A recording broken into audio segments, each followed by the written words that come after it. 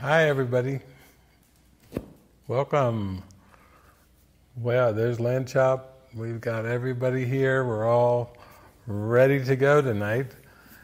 And the topics from the English poll and the Spanish poll, we have a pretty good range this time. It was an interesting day of prayer to find what to show, because there's such a wide range here. But coming in at the top of the English poll was being in the doer versus being in prayer, and second place was the importance of letting the darkness arise.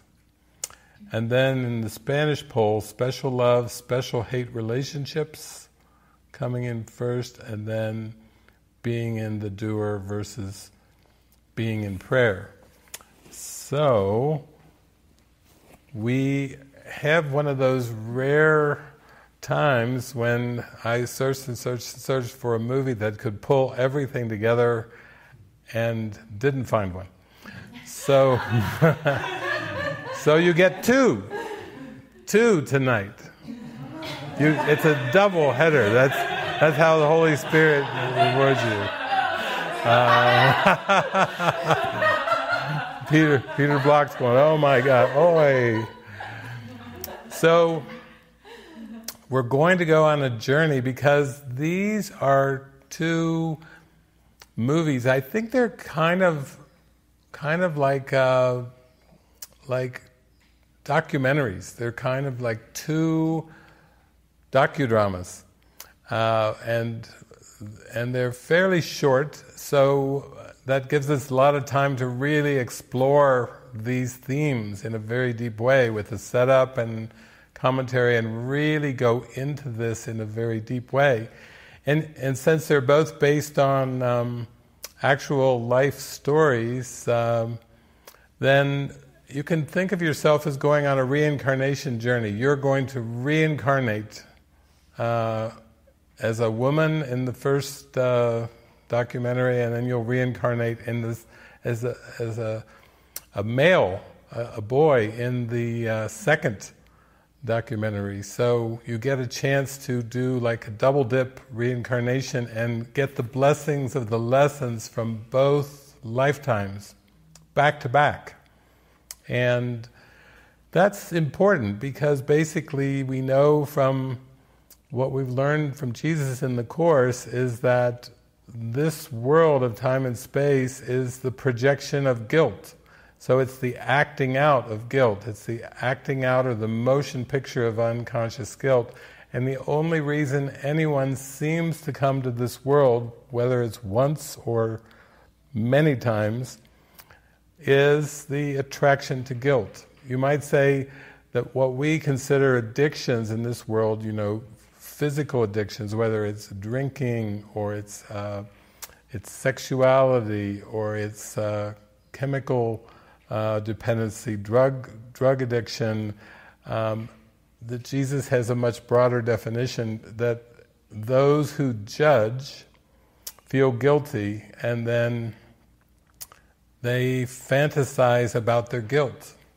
So this world is a world of death worshippers. Jesus, at one point, he says, everyone who comes here worships death. So time and space is like, we don't have to worry about an eternal fire or eternal hell that sometimes some religions talk about. Be careful, you better be good or you'll burn in the fires of hell. The cosmos is the hell. Time and space, linear time is the hell. And yet it's dressed up, it's got, ego mixes in a lot of ooh la la into hell, so that it makes hell attractive. And really, the reason it's attractive is not because of what's happening on the surface of consciousness. It's not really the trinkets and the things of time and space that are attractive. It's actually that guilt in the subconscious mind, the dream that is dreamed in secret, there's guilt. And then because the mind is hugging and holding on to that guilt, that's where we have what seems to be reincarnations, or we could just say choosing to view another part of the screen time and time and time again, keep coming back in an attempt to escape from the guilt when actually the world is just a projection of it. It's the acting out of it. So you kind of land yourself in hot water every time and then wonder, what's going on here? I want to feel love. I know when I was reading the Course, there was a part in the workbook I remember sometimes where it was pretty like Jesus giving it to us very straight, like not model calling us along, not sugarcoating it. He says the world was made as an attack upon God, a place where God can enter not. Okay, that's good. That's a good context to have. That's strong. That's very strong. And there's a part in the back in the manual for teachers where it's talking about different aspects. And one of the questions that's posed to Jesus is, what is the real meaning of sacrifice? And in that section, Jesus says sacrifice in heaven has no meaning whatsoever, but in terms of this world, he defines it as the giving up of what you want. So that's the definition of sacrifice, the giving up of what you want. And then he turns it around and says, and what, O child of God, do you want? You have been called by God to the highest calling ever, which is our call to the Holy Spirit, our call to the atonement, our call toward the light. You've been called to the highest calling ever. Would you sacrifice that call? So he's defining sacrifice as the giving up of what you want, and he's saying, you've got an inner calling, you've got an intuitive calling to God. Would you sacrifice that call? He's basically saying, if you buy into the ego's tricks and games, and if you choose the ego as your teacher, then you're choosing guilt as your teacher, and you will experience a lot of intensity. It can be all kinds of ups and downs, emotions. You can have all types of hardships, challenges, pain, frustration, anxiety, fear, shame, guilt. You get the whole package. If you choose the ego and you choose to sacrifice your calling, that's what you get. And if you choose to sacrifice and let go, the giving up of what you want, you give up on the ego. You say, no, I'm going to follow my intuition, I'm going to follow the Spirit. That's the direction I'm taking. Then you will be laying aside the ego, and you'll do it for good, because it's obviously not something you can lay aside partially. You can't say, well, I'm 95% ego-free, which was always funny, because every time I'd go down to Brazil, my friend Roberto, I'm 80% ego-free. And then, I'm 85% ego-free.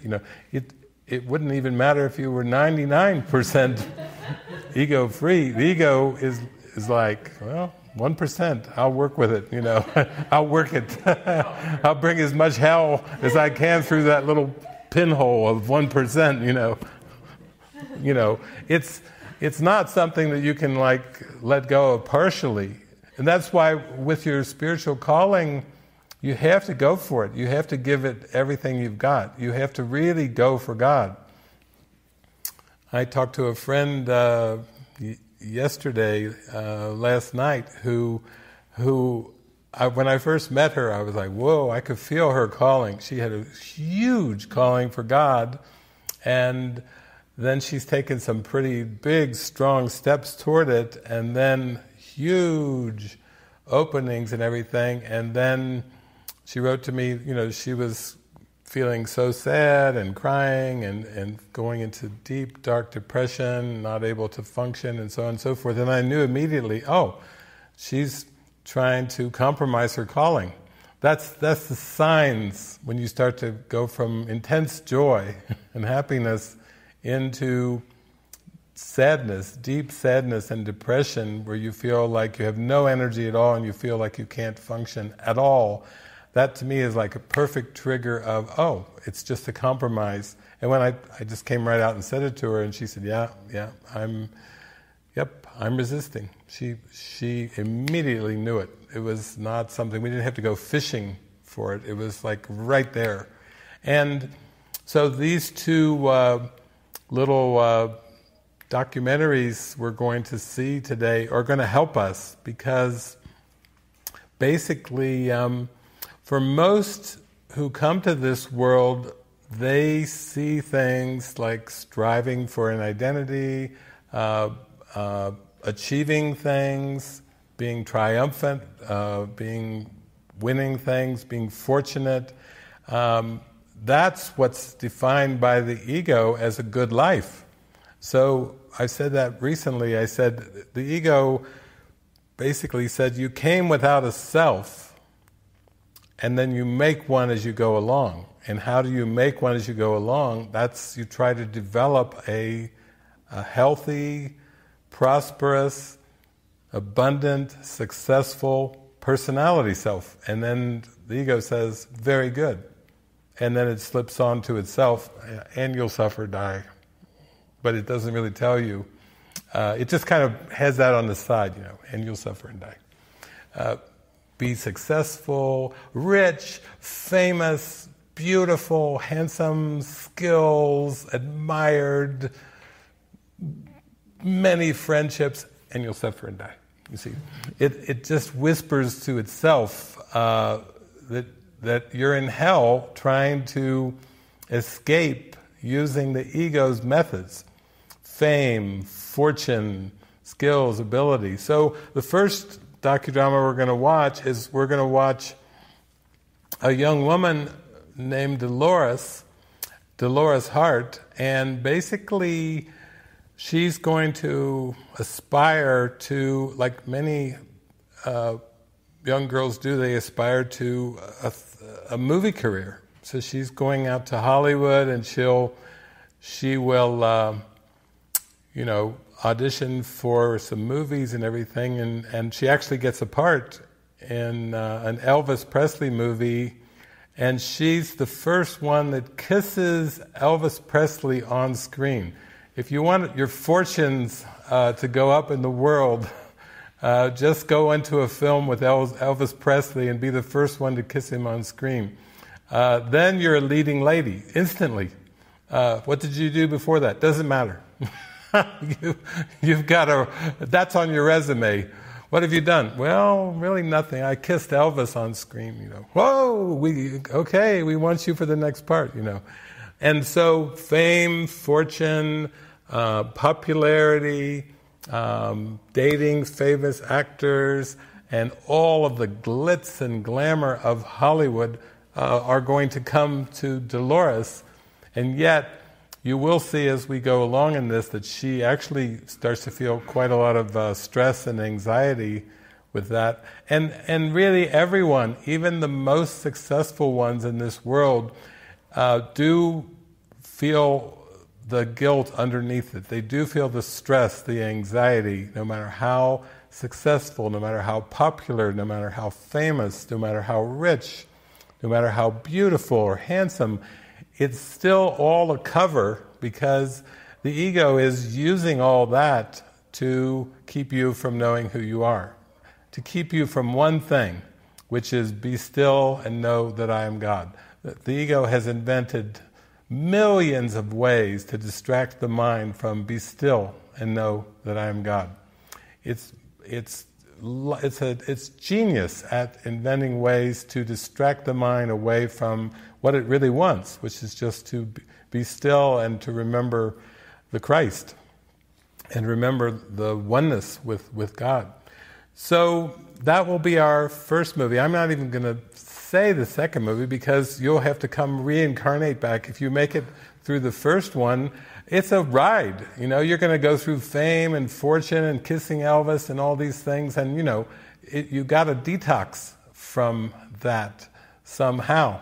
You get all juiced up kissing Elvis there, and you gotta go in the other direction, because the more you seem to be famous and wealthy and attractive and caught up into the ego's tricks, it's more like you're in quicksand. And then at some point you realize, the more I move here, the deeper I go into the quicksand. And I always like the Paul Simon song, "Believe you're gliding down the highway, when in fact you're slip-sliding away." That's how clever the ego is. You think you're having a fortunate, successful life, and you're really happy with your accomplishments and your achievements. It also covers the special love and hate relationships. You're going for the special love, not realizing it's just guilt dressed up. I mean, if we were taught when we were teenagers in high school, for example, instead of physical education or home economics or something, if they taught us that pursuing love and form is like painting lipstick on a skeleton, we would think twice about that first date. What? Painting rosy lips with lipstick on a skeleton? That's not very romantic. And Jesus, he's going for the kingdom of heaven. He's going to give you a straight shot. He doesn't want you tinkering around and delaying in time and space. He wants you in all your glory as the pure light of Christ. And he's not going to fool around with it. But we don't. I don't. That's not what they taught me in physical ed or in. I didn't take home economics, but a shop. Where you cut wood and everything. No, they weren't teaching us about the attraction to guilt. They were teaching us about just, work hard and have a career and earn your money and grow old, get sick and die. But they didn't emphasize the last part. It was just on getting your skills and abilities so you could survive as a body. They weren't teaching us, I am not a body, I am free. I am still as God created me. That's not part of the education of the world.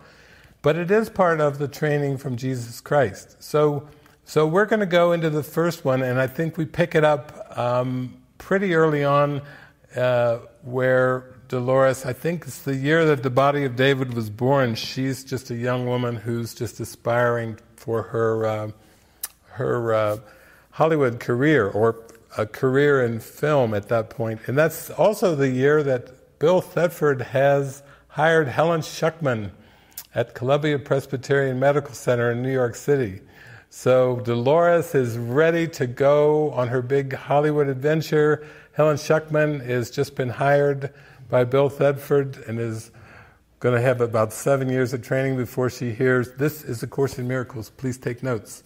And start taking down this amazing tool that we have at our disposal for waking up from the dream of guilt. And then, as I said, we'll have a little discussion. I'll share it a little bit afterwards, and then we'll go for our next reincarnation to India.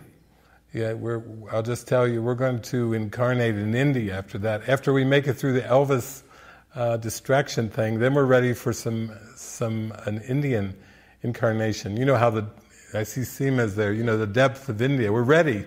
We have to go time inversion.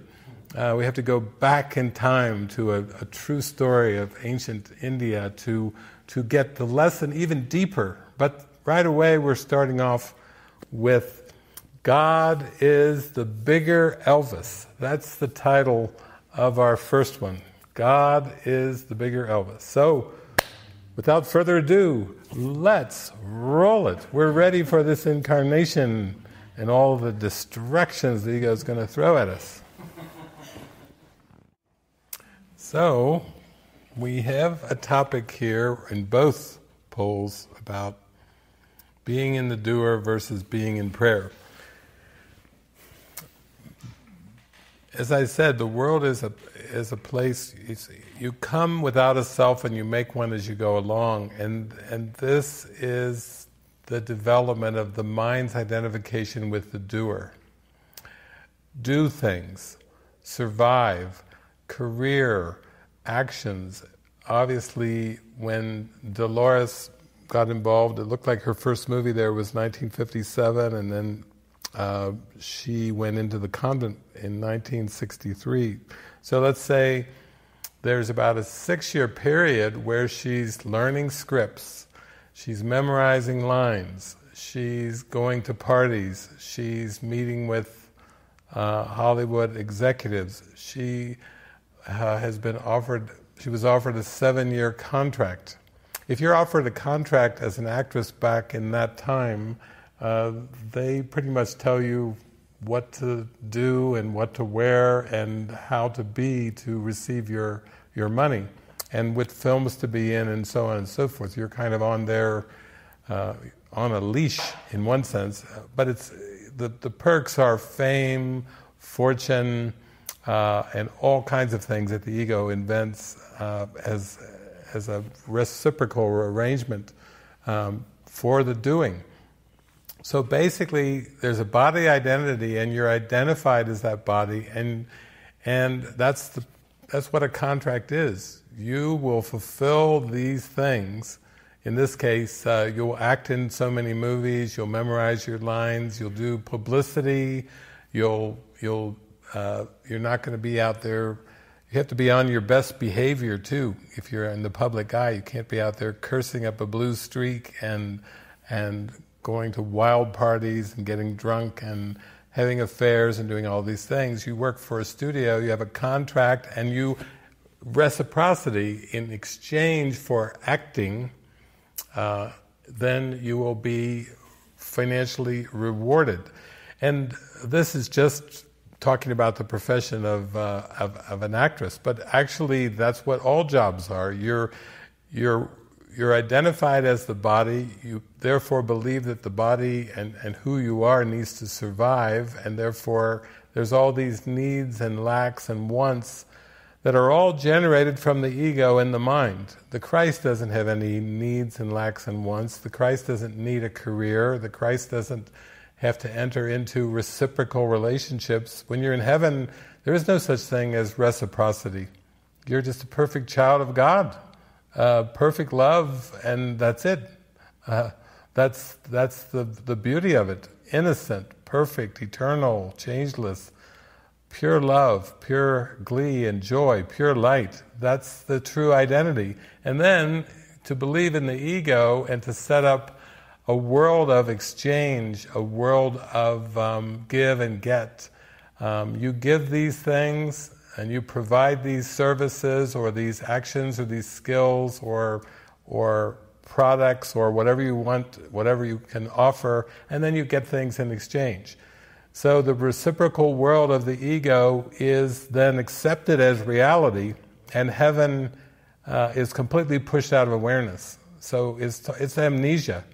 There's some major amnesia going on when you forget that you're the Christ, at one with God, and then you believe you're in time and space, and you're caught up in all these beliefs in lack and reciprocity and so forth. So, but I have to see, here we're seeing a glimpse of her life as a nun, and it said they have 3 periods of silence per day. That's a contrast to the doer. To have periods of silence, that's like an invitation to go inside. 3 periods of silence per day. And then when she's not in her period of silence, we just saw her at the little, almost like a little confessional booth without the little window and everything. You could see, but she just says she's listening to people talk about their suffering. She's just opening her heart up to listen and offer love and support and encouragement, and encourage people to find that there is hope that's beyond their suffering. That's a very different purpose than acting. You know, to make yourself available to people who are coming there and wanting to open their hearts up and wanting to heal from their suffering. You know, that's a very, very different purpose.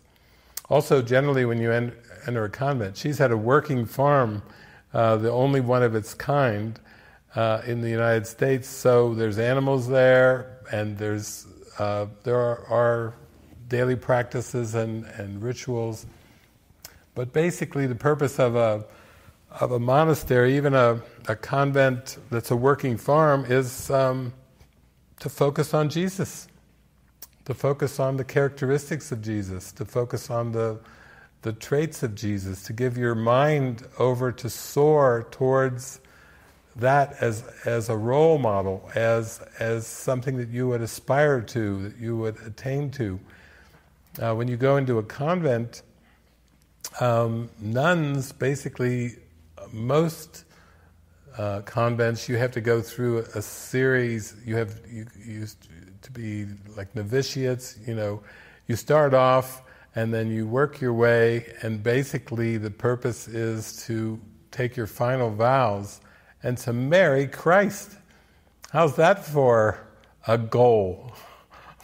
One of them, you're out getting all this money and fame and speaking lines that people have written for you, trying to fulfill your reciprocal contract so that you can have a nice career, and then what? 3 periods of silence, listening to people and pour their hearts out and offer them hope that there's an end to their suffering, and, oh yeah, that's right. That's your marriage partner, Christ. Jesus, that's what nuns have to go through to take their final vows. That's basically, it's not just about the poverty, chastity, obedience, or whatever. It's actually about union with Christ. That's the point of going into the convent, is to marry Jesus, to devote your mind, to link up with Jesus. So I'm saying this is a pretty good start. Wow, we just started and already we're hitting one of the main categories here. Being in the doer, which is a strong body identification, strongly based on actions, planning, preparations. That's all tied into the doer. Some of you know I like to quote that part in Lesson 135, "In my defenselessness, my safety lies," but there's that part in there where Jesus is saying, you can really enjoy this deep connection with Spirit as long as you don't activate the past, organize the present, or plan the future. Wow, that's a definition of the doer right there. That's very subtle. It's more than just saying, oh, I'm a body. Now it's getting into the mind. If you activate the past, organize the present, or plan the future, then you're not really in touch with that alignment with Source, which is really, you might say, prayer or being done through. The Holy Spirit knows there's a strong identification with the body, so no problem. The Holy Spirit just uses the body as a communication device, as a learning device, for the mind to teach what it would learn, for the mind to come in alignment with Spirit. I call it being done through. So the last 34 years of my life, I think about 34 years ago was when the Course in Miracles kind of dropped in my lap, and then as I began reading it, I was like, whoa, this is calling me in a different direction from reciprocity. Talk about taking away your ambitions. Taking away all your future goals for a present goal of peace of mind. That's different than the conditioning I had. The conditioning I had was, when you grow up, what are you going to do with your life? What are you going to be when you grow up? It was always like, you're going to be a body when you grow up, so what kind of body and what kind of doer are you going to be? I mean, they didn't even teach this in Sunday school. Okay, little Johnny, when you grow up, you'll be the Christ. They didn't tell us that. That would have been encouraging. You'll let go of the world, you'll grow up, and you'll remember that you're the Christ. But no, they didn't actually say that in Sunday school. They still said you're going to have to face all these things in the future, and basically that's the formula for the doer. Activate the past, organize the present, plan the future. It leaves no room for stillness. It leaves no room for contentment. It leaves no room for fulfillment because you always are striving. Always got to be better. You got to be the best. Be all that you can be. That's a song for the army. That should be taught to us. Be all you can be. Be the Christ. Now that would be a twist on that. Instead of turn into a killing machine, you actually remember that you're one with God. That's a different interpretation of be all that you can be. Be all that you were created to be. Forgive the world. Join Jesus Christ. It's a little twist on the jingle. But this movie's good because right out of the gate we're seeing Dolores she's sitting there in her office playing the music for the bird to dance. And for most people, they would see the photographs of her and Elvis and her career, and they would say, "Are you crazy? You chucked a Hollywood career, a famous Hollywood career for what? A convent on the East Coast?" If they saw that scene, they would say, "Your life has gone to the birds. Your life is for the birds." My grandmother used to say, "David, that's for the birds." And that was not a positive thing. For the birds was not positive. Even though later in her life she was legally blind, she was feeding the birds. She turned into like Mother Teresa. But this is a big contrast, and this is what we want. We actually want a contrast between being in prayer and being in alignment with Spirit to being the doer. Because the world doesn't offer that contrast. The world just says, be a good doer. And do, and do, and do, and do, and do, and then die. That's it. That's the formula of the world. Do and die. And that is not exactly so exciting for us. It's not a happy ending. Death is really not God's will for us. God's will for us is perfect happiness. So the death part, do and then die, it's not do or die even, it's do and die. It's pretty dark, the human condition. Do and die. And now we're seeing that prayer offers a whole new direction for us to go inward into alignment. But most of us are not conditioned into this. Even when I was in Christianity, it wasn't like they were encouraging me to go deep into prayer and deep into stillness. It was more of an activity. It was more of a doing. We would pray before meals, and actually we weren't really that. It wasn't like such a reverent thing. The first prayers in the life of David, in the parable of David, family sits around, food's on the table, eyes closed. David, say the prayer. Did I have this deep, heartfelt prayer? Forgive us our illusions, Father. No. God is great, God is good, and we thank Him for our food. Amen. Dig in. It was just words. I mean, it was like I was in the Indy 500. I was trying to get through the fastest prayer so I could dig in. I was hungry. And then, it was just words. And much of our life, even when we talk about prayer, people talk about it as if it's just a set of words. And it goes so deep, as we're learning from A Course in Miracles. It's extremely deep. And here we see Dolores is actually starting to give herself over to look into the depths of her own soul, of her own heart, and start to devote herself to connecting with Jesus in a very, very deep way. So I just had to mention that right away because I think that is a stark contrast. We're not going to see many movies that in the first 15 minutes of the movie give you that stark of a contrast between being in the doer and prayer. But that's a good start for us. Okay. Isn't it great? You get to watch it all acted out in this lifetime. Jesus gives you he says in the Manual for Teachers, the characteristics of the teacher of God, it gives you the 10 characteristics, and then the first one is so long. You get in there and you're just like, what? Trust. And then you read some paragraphs and you think you're finished, you're ready for number 2.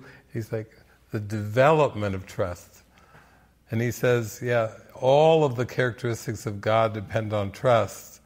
And if trust goes, the rest go. It's like a bowling alley.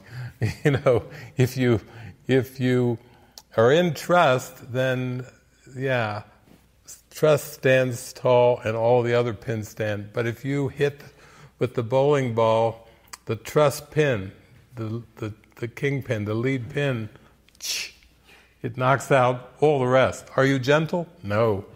You're angry. Are you tolerant? No. You're pushy. Are you honest? No, you're a liar. I mean, it just, if the trust goes, the rest go too. And then he gives you 6 stages of the development of trust. And I always say this, so when I read through it, I'm like, okay, good to know. And then I read through them and I was like, 4 of them are difficult or challenging. 4 of them are hard, and 2 are not. And I'm like, wait, 4? I know my math. That's 2/3. That's 2/3 of the stages. Well, now you see, Dolores has gone. She's a Hollywood life, and she's got actors, and they want to sign big contracts, and she's probably living in a beautiful house, and this and this. Then she comes and to be a novitiate, nobody talks to her. It's described as being skinned alive. It's going through, facing all the hard emotions and challenges. What one sister just said, it was like a hothouse. Hothouse. That's like being in a sauna, is what a hothouse is.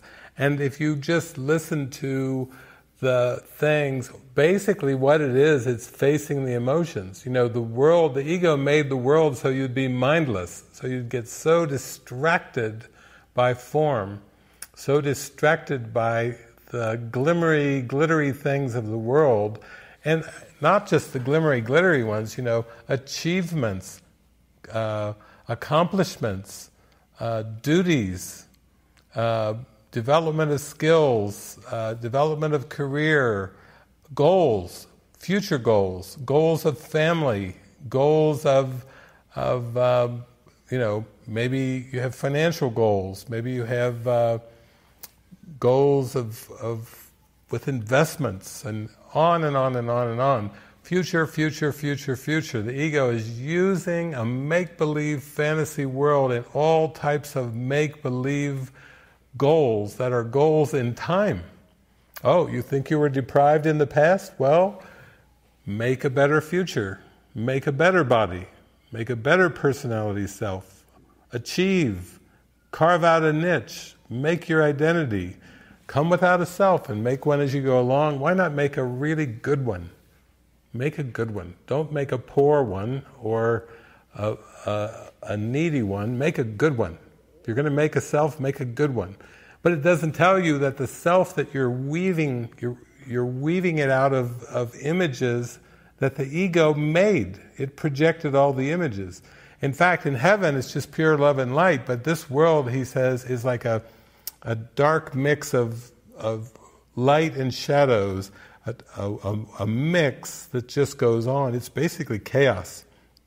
It's a mix of all kinds of things, and then you feel like, well, I need stability. Even she was saying, Dolores was saying, even her Hollywood show, or Broadway, she was there on Broadway and Robert Wagner, and she was doing that when she started getting fatigued. And that's when she told her friend, I need to, I don't know what, I'm feeling a bit out of control, feeling fatigued. And then her friend said, well, you could go up to this Spend some time with the nuns. Nuns? I don't want to be around nuns. They're quiet, they won't talk to you. Nuns, almost like, that's not the thing for a Hollywood actress, that's not the most enticing thing. Nuns, she's got all the glitz and glamour and pizzazz that the ego can offer, and nuns up in the forest. But actually, what's her friend say? What does the Mighty Companion say? What does Jesus say through the Mighty Companion? Don't be so stiff. That's a good answer to nuns. Don't be so stiff. Come on, you need it. Go for it. And you can see how it's orchestrated. We get the things we need in order to start unwinding from the ego. Because that's what we really want. That's the prayer of our heart. Even as a child with animals, you could see she just felt this faith and this connection to God, and believing, she said, that faith could solve anything. Now, she said, she was really talking about the holy instant early on, and it was still there, it never went away. It just kept calling her and calling her back. And it's the same for all of us. That's what's so great about this incarnation for us. We're going through this incarnation.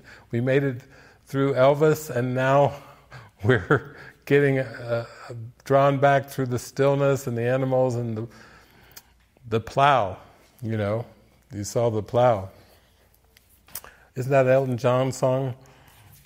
I'm going back to my plow. Yeah, she's going back to her plow. She's going from Hollywood back to the plow, back to the farm, the convent farm. And that's a choice deep in the mind to start to get out of the doer, to start to come into the prayer. There's definitely a choice somewhere deep in the mind that is drawn to prayer, that is drawn to stillness, that is drawn to silence, drawn to forgiveness, drawn to peace, drawn to God. There's definitely something there, and it's in the mind, and it won't go away. That's the calling I was talking about earlier. That calling is there. When we acknowledge the calling and we say yes, I say yes to the call, then regardless of the form of our life, we don't have to be in a convent. When we say in our hearts, here, I'm coming, God, I'm going to answer the call to wake up. We don't need to be necessarily in a convent. We don't need necessarily to have huge rituals going on around us and everything.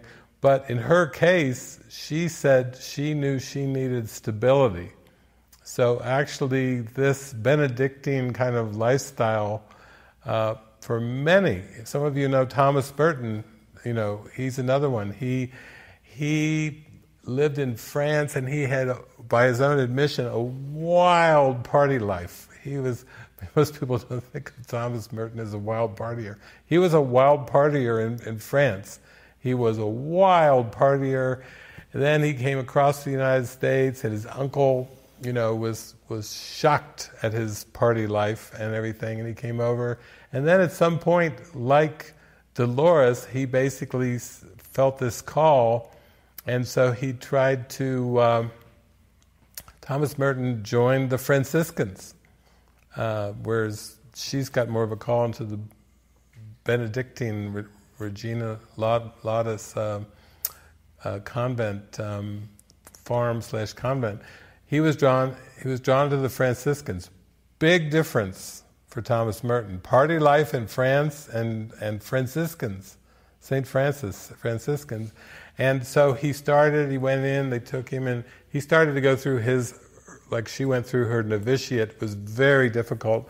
And he went in there and this and that. And then he tried to practice with the Franciscans what we do in our community. No private thoughts and no people-pleasing. And he told the Franciscans about his wild party days in France, and they said, get out.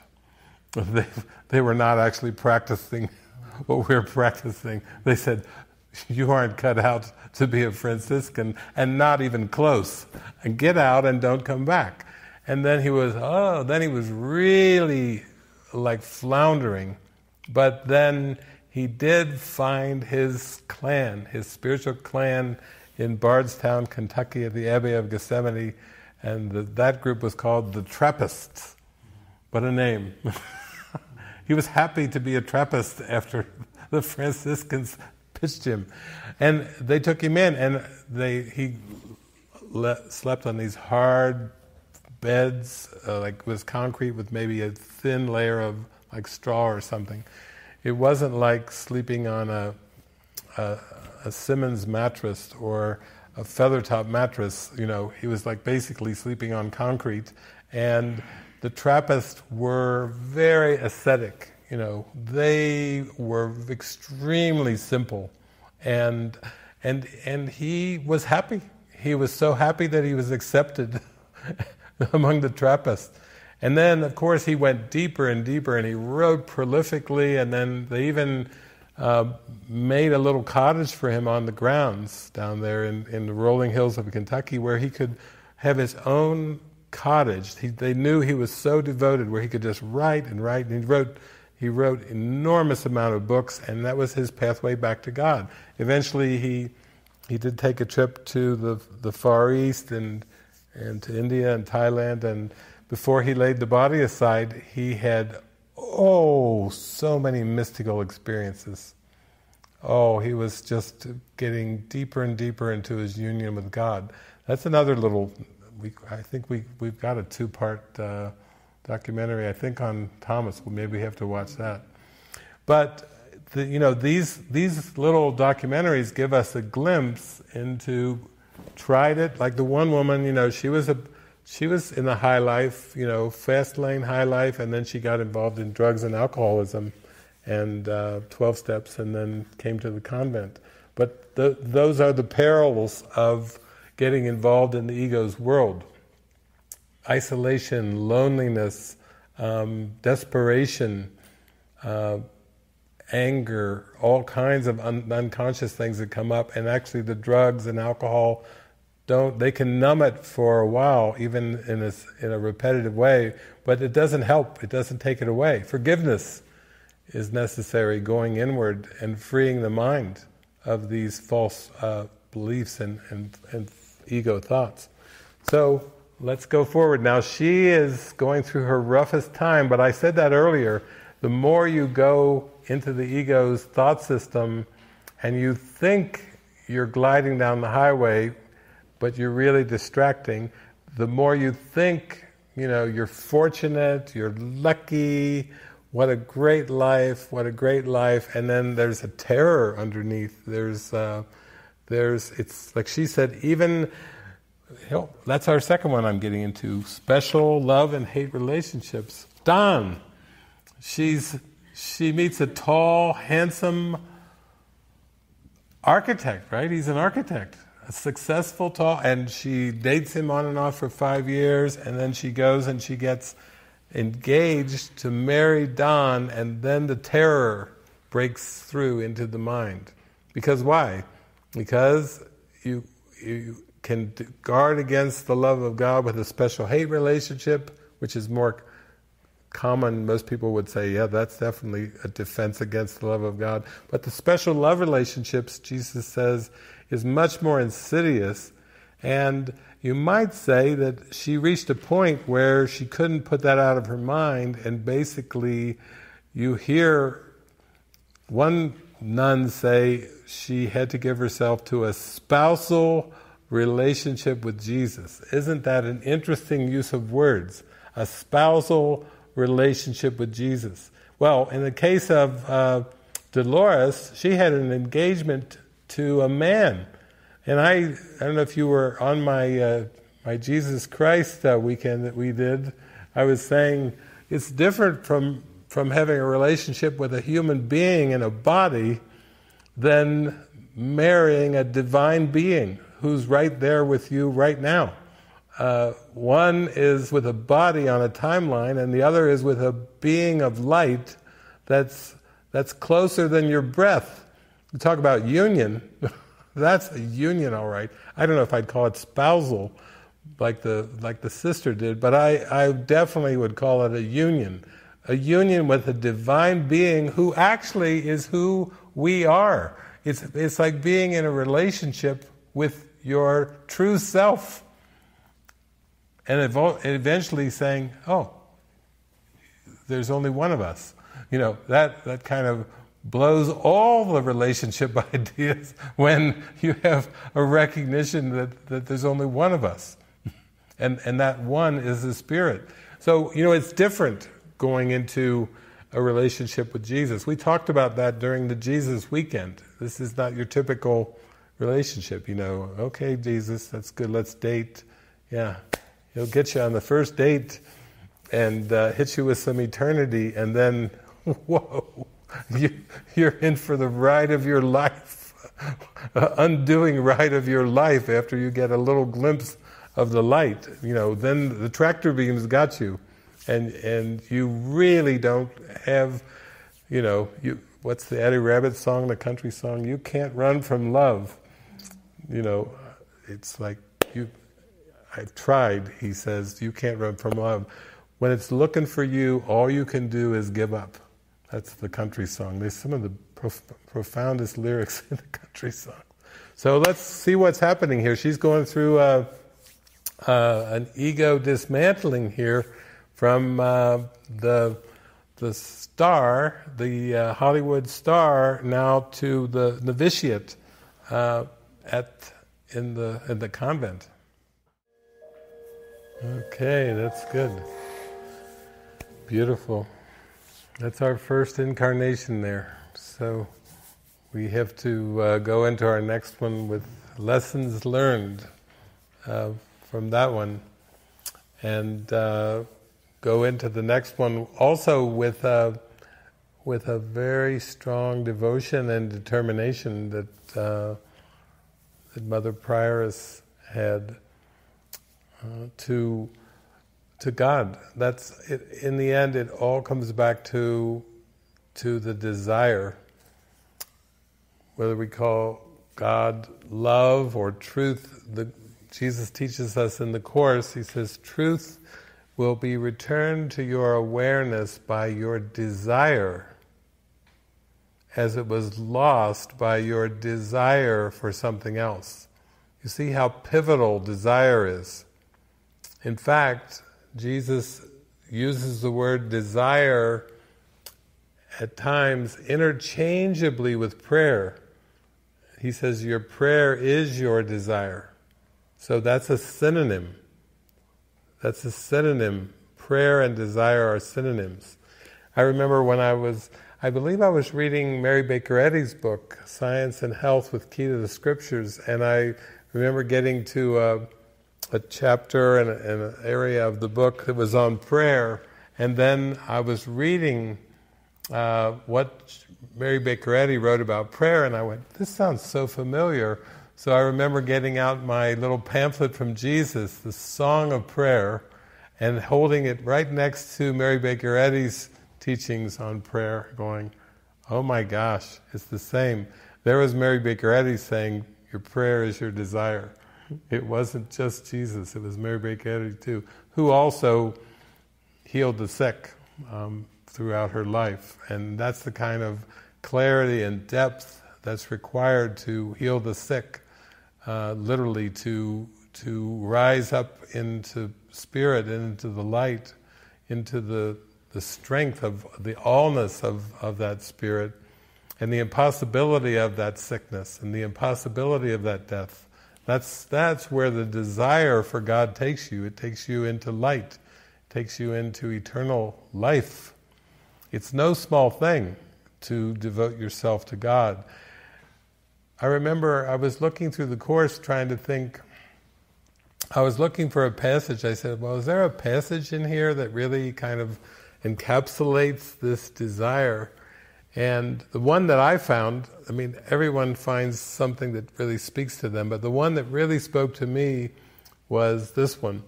The peace of God is my one goal, the aim of all my living here, the end I seek, my purpose and my function and my life while I abide where I am not at home. That really, to me, really says it. And I actually met somebody recently, very recently, where they were saying that they say that every day. Imagine that, saying that every day. The peace of God is my one goal, the aim of all my living here, the end I seek, my purpose and my function and my life while I abide where I am not at home. That's very, very direct. If you're going to verbalize that desire, that's a great way of verbalizing it, you know. That calls upon the strength of God with that devotion. That single pointed, you know, Jesus said, let thine eye be single. That's what he was talking about. He wasn't talking about a physical eye. He wasn't talking about a third eye. He was talking about your desire. Let your desire be single. Let you desire only God. And even in the workbook, the name of God is my inheritance. You know, when you get to those beautiful lessons there, 183, right in there, you know, it's 184, it's basically saying, let the name of God safely replace all the other names. Oh, that's so sweet. You know, he's just saying you can put that word safely in place of all the rest. Another part of the workbook, he said, we say God is, and then we cease to speak. Wow, that's like a Byron Katie, love what is. We say God is, and we cease to speak. They go right into the desire beyond the words, you know. That's so devotional. So I really enjoyed that first one. God is the bigger Elvis. That was her way of saying it. And now we are going to incarnate into India as a boy in 1792. And this is another lifetime. And now we are we are surrounded not by the environment of the United States, but of India. The great mystic India, the great, throughout history, the great sages and saints that have lived there and inspired us. Even the ones that are aware that they're not quite what everyone thinks they are, like Mahatma Gandhi. Mahatma meant great soul. And one time when Gandhi was asked, Gandhi, are you a saint trying to become a politician? When he was trying to get the British to leave India, Gandhi said, no, I'm a politician trying to become a saint. He was aware of the depth of the teachings of India. He was aware of the Vedantas, he was aware of the Hindu scriptures, he was aware of so many things, and he said, I'm a politician trying to become a saint. He knew how deep it goes. And in this little movie coming up, aptly titled Mystic India. You know, how's that for a title? First one tonight for you, God is the bigger Elvis, and then whoosh, we go into Mystic India. There's no Elvis left in the title, just Mystic India. Whoom, you know, whoom, feel the strength of that. Now, our next incarnation is we're past the distractions of Elvis. We're past them. We're not tempted by Hollywood anymore, and so we're going to join, I think his name is Neelkanth. We're going to join the life of Neelkanth, a boy in India, and we're going to feel his draw to the great Vedas, to the deep non-dual teachings of India, and I wouldn't say Catholicism. We passed Elvis and Catholicism. Now we're going non-dual. As a child, we're going for it. We're going for the one. And this movie will show you that basically you have to go for it.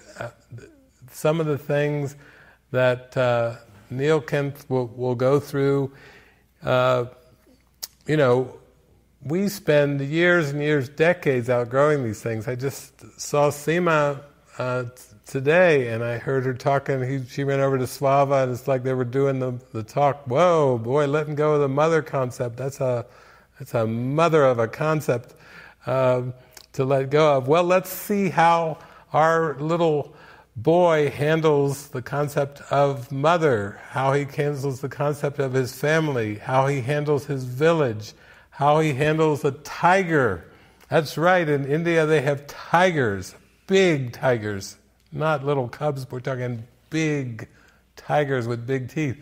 How he handles all the conditions of the environment of this world, the high peaks, the Himalayas.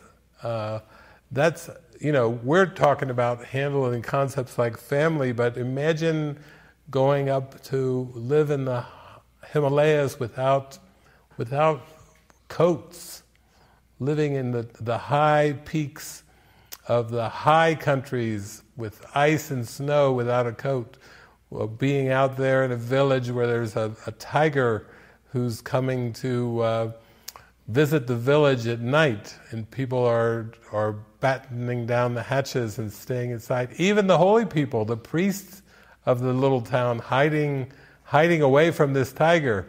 Well, let's see what this little boy has to teach us. I think there's something in all of us that knows this is about facing fear.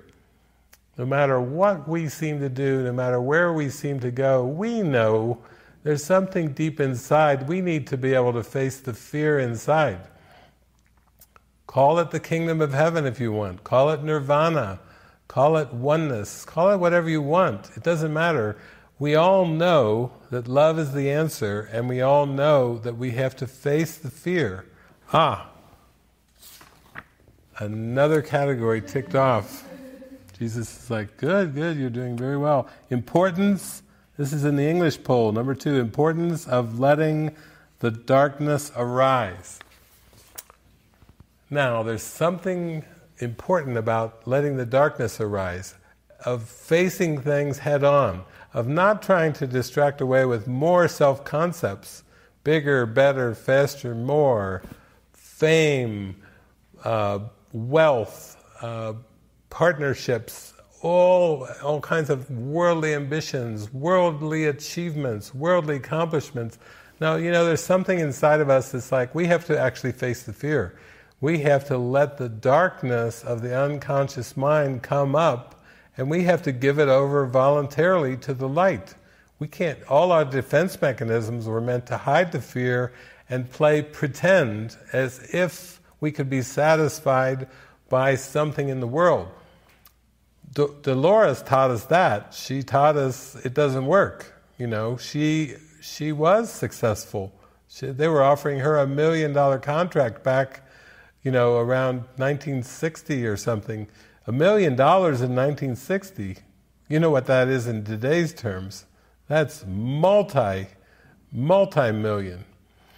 And she was offered all the adulation, the notoriety, the recognition, everything that comes with Hollywood, and then even getting married to Don, and yet there still was something that the fear came up because she felt like she wouldn't be fulfilling her purpose on earth if she would go for that. So she ended up going to the convent and facing the full brunt of the fear coming up, and devoting herself, as Mother Prioress and pouring her heart into it. That was our last reincarnation. That's water under the bridge now. Now we're going to crank it up. We're going to India.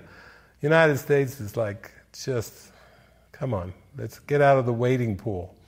Let's go swimming in the deep end. Next incarnation, after we've come through this, we've made it past Elvis.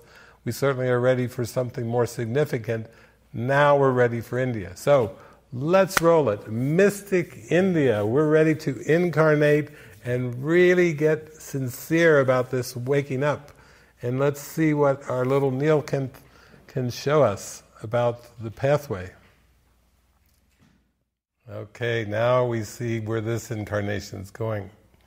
I know people who have studied the Course for 20 years and they just call me up and they say, I got so much guilt over my family relationships, and I am never going to live this down. It's like it's strangling me after practicing the Course for 20 years. What does he do?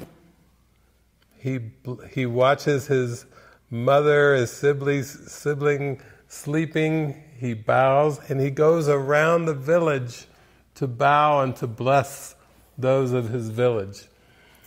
Talk about a way to let go of concepts. That the Course, Jesus says, this Course is not, salvation is nothing more than the escape from concepts.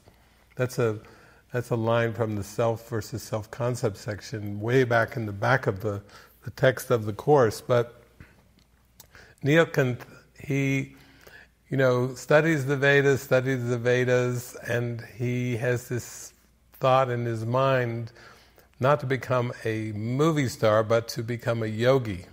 That's where we're starting out. At 11 years old, reading the Vedas over and over and over and over, putting his mind into the Vedas, this deep, non-dual text, and then aspiring to be a yogi in the great tradition of the Indian yogis. And he's 11.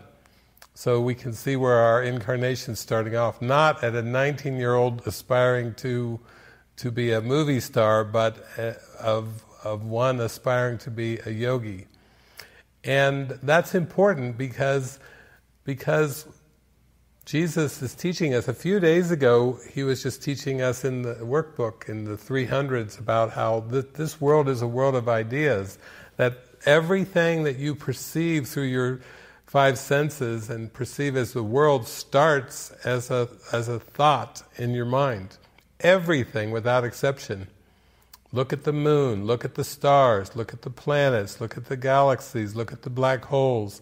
Look at anything in time and space and know that what you're perceiving starts as a thought in the mind. It's nothing more than concepts. And Jesus is very fond of saying that this world is a world of ideas. Is it solid? No. It's mind. Is it physical? No. It's mental. Is it hard fact? No. Jesus never uses the word fact with anything of the world. He basically tells us God is a fact. Christ is a fact. And the creations of God and the creations of Christ are facts. That's a fact. The rest is fiction, and it's mental. It's a mental problem. It's a mental issue. That's why it can be escaped, because you're not at the mercy of external forces, because there aren't anything such as external forces. You can believe in gravity and the attraction between spheres that seems to be involved in gravity, but it's nothing more than a belief. It's a concept. Gravity is a concept. You could look at the laws of thermodynamics, concepts. You could look at all of Newtonian physics, concepts, and even quantum physics is filled with concepts, and yet what it's called the quantum field, which seems so mysterious to the quantum physicists, in fact, it scared Einstein. When Einstein saw the connectedness of all things, regardless of time and space and distance, he famously called it spooky action at a distance. That tells you how frightened Einstein was of the forgiven world, of the happy dream, of the unified field. Spooky. If a scientist calls something spooky, it's not exactly so inviting. But to these mystics and to these yogis, they're willing to face whatever barriers, whatever fear that's generated by these concepts and go beyond. As the narrator said, willing to discover life and beyond death. Life beyond death. That's eternal life. That's what the devotion is. It's to eternal life. It's not trying to study the trinkets of time and space. It's not trying to study the error. It's not trying to study the Big Bang or study even reincarnation. The goal of yoga, the goal of all mystics, the goal of all saints is union with the Creator, with the Source. And it goes by many different names in many traditions, but I think we're at a beautiful starting point with Neelkanth because he basically he left home. What does that even mean, he left home? He took a step away from the familiar people, the familiar places, the familiar sights, the familiar sounds and smells, and he did it with grace. He looked calmly upon his mother and his sibling. He went and watched that mother. He went and bowed. He blessed what he was releasing because he knew there was something greater, and he knew he had to face his fears to directly experience that which is beyond time and space. That's what the purpose of religion is, ultimately, is union with God. That's the purpose of marriage. That's the purpose of family.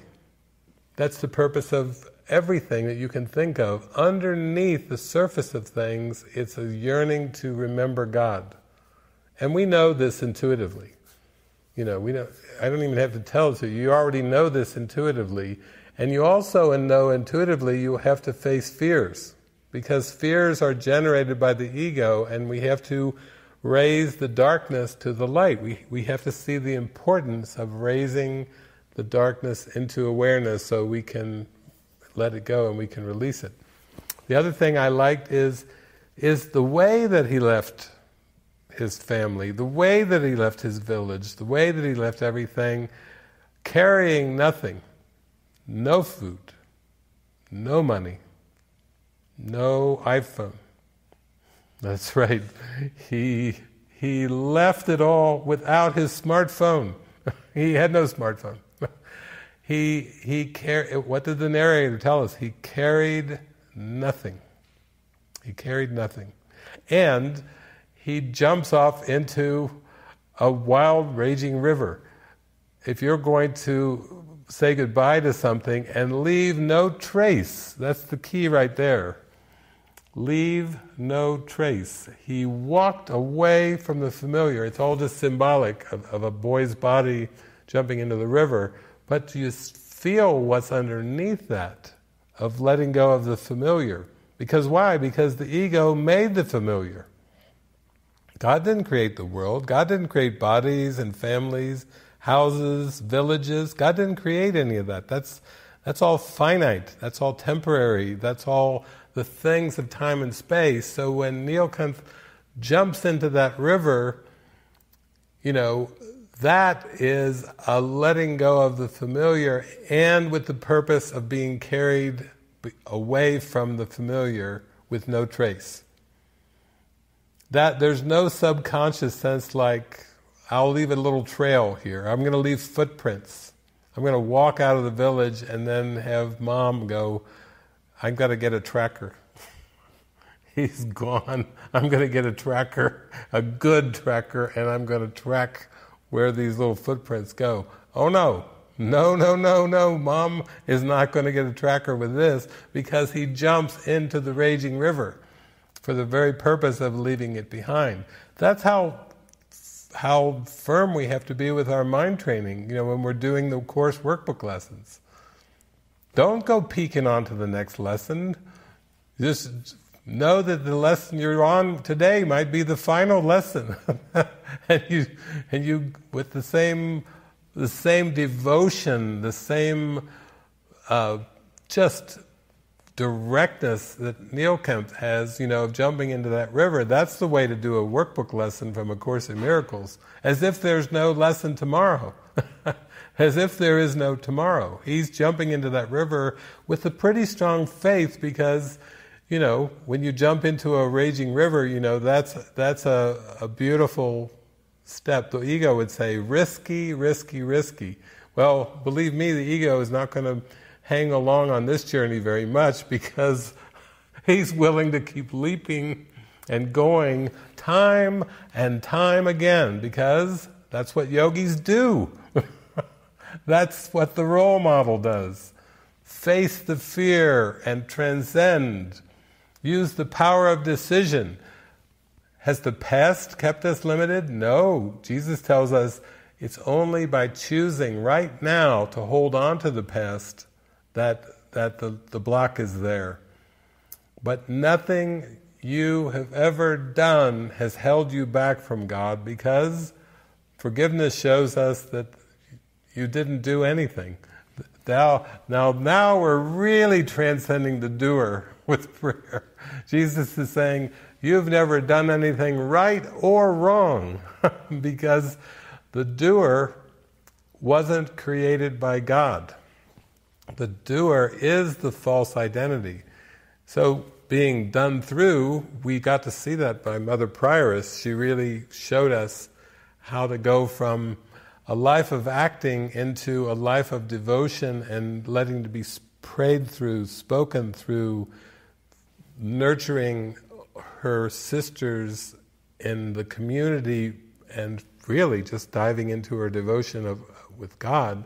And here we are, just at the beginning of this little docudrama, and off he goes, jumps into the river. So, yeah, I'll pop in from time to time, but I could not resist the faith of little Neelkanth, at 11 years old. That was it. That could have been, as for all we know, the last thought of his family, because he laid it aside so crisply, so clearly, so definitively, that he wasn't lingering with doubt thoughts and guilt thoughts about people-pleasing and private thoughts. He's on his journey to dive down through the pool of private thoughts and find the light and face whatever those private thoughts want to throw up at him. He's going to pierce it. He's going to pierce the veil. So here we go. We're just starting. 11 years old. We're off to a good start with this incarnation in India at 11. Okay. As we're watching this, you can see that from a bodily perspective, this can seem to be extreme. And then we come to the Course, where Jesus is saying the body is part of your perception of the world. The body is a part of the perception of the world, just like the trees and the lakes and the mountains, just like the sky and the clouds. It's part of your perception of the world. That's why he says don't deny the body, because you would then be denying the power of the mind which was used to make the body. But what he's pointing to is that beliefs are taking these concepts and starting to make associations. It's like beliefs are building blocks that start to build an identity which is centered on the body as unique and separate and individual, as being the focal point of the identity, with the surroundings and the environment being what the personality self is wrapped in. And if you really look at what Jesus is saying in the Course, he's saying this false identity is an interpretation. You are reacting to interpretations in the mind. If you perceive the body or certain bodily conditions that seem to be in memory as believed to be harmful to the body or dangerous to the body or somehow antagonistic to the body, these are associations of mind. This is what miscreation is. It's taking concepts which God did not create, and it's associating them together into what's called learning or what's called history. When people say history teaches us, it's basically saying the past can tell you who you are. The past, the lengthy past, is believed to be causative. It's like a determiner of your identity. I know in the parable of David, my biological mother was a history teacher. So how's that for projecting out, not just a mother, but a history teacher mother? Oh, double whammy. But still, you have to face it. You have to start to realize what Jesus said. History would not exist if you didn't keep making the same mistake in the present. What is he talking about? History would not exist if you didn't keep making the same mistake in the present. Maybe he's talking about interpretation. Maybe he's saying everything you think and everything you perceive is your evaluation of who you are. And if you are holding on to a time identity, to a body identity, that's just an interpretation that's being held in mind right now. He's saying nothing but the past can touch you. He says in the Course, the past is over, it can touch me not. He's not teaching us that the past can cause us suffering in any way. He's teaching us that it's the identification with this time idea, with this false identity that is where the suffering comes in. And that these teachings can seem radical, just like the Vedas can seem extremely radical, but just think of it this way. If the Spirit is just going to use the symbols and orchestrate time to teach you that you are not trapped in time, then all you really need to do is align with the Spirit's use of the symbols. Just like when Mother Prioress, when Dolores she was drawn a bit to the convent, and it was a peaceful experience for her, and she couldn't help but thinking about it. And she did say to the Mother Superior, basically, I'll be back. And then she did go back. But when she did go back, she actually, started asking, is me being a Hollywood actress and making movies, isn't that kind of the opposite of what it is to be a nun in a spiritual journey? And she was told, about, it's how you use what God created. Of course, we know from the Course God didn't create Elvis or Hollywood or motion pictures or anything like that, because God is spirit and God creates in spirit. But what I got from it was the Mother Superior was basically saying, it's how you use it, she told Dolores. That's the most important thing. And Dolores said she felt really relieved, and she went right back to her Hollywood acting. But she never got it out of her mind. And eventually she told Don and Hollywood, I'm going to be a nun. But you see how the Mother Superior was saying, it's how you use it. That's what Jesus is telling us in the Course. It's all right, the ego projected time and space. Jesus is like, Holy Spirit and I, we're not bothered by that. We're not bothered by that, because they know it's not true, so that's why they're not bothered. We're fine with fake. The time and space is fake news. Okay. Now we don't have to worry about our politicians calling it fake news. It's all fake news. Yeah, that's it. All time and space is fake news. So we don't have to get angry at the politicians that talk about fake news, because it is fake news. But the key point is, how do you use it? The Holy Spirit uses time to teach you that there is no time. The Holy Spirit uses relationship to teach you that you really are in relationship to God. I and the Father are one, was the way that Jesus described this cause-effect relationship, God being the cause and Christ being the effect. I and the Father are one.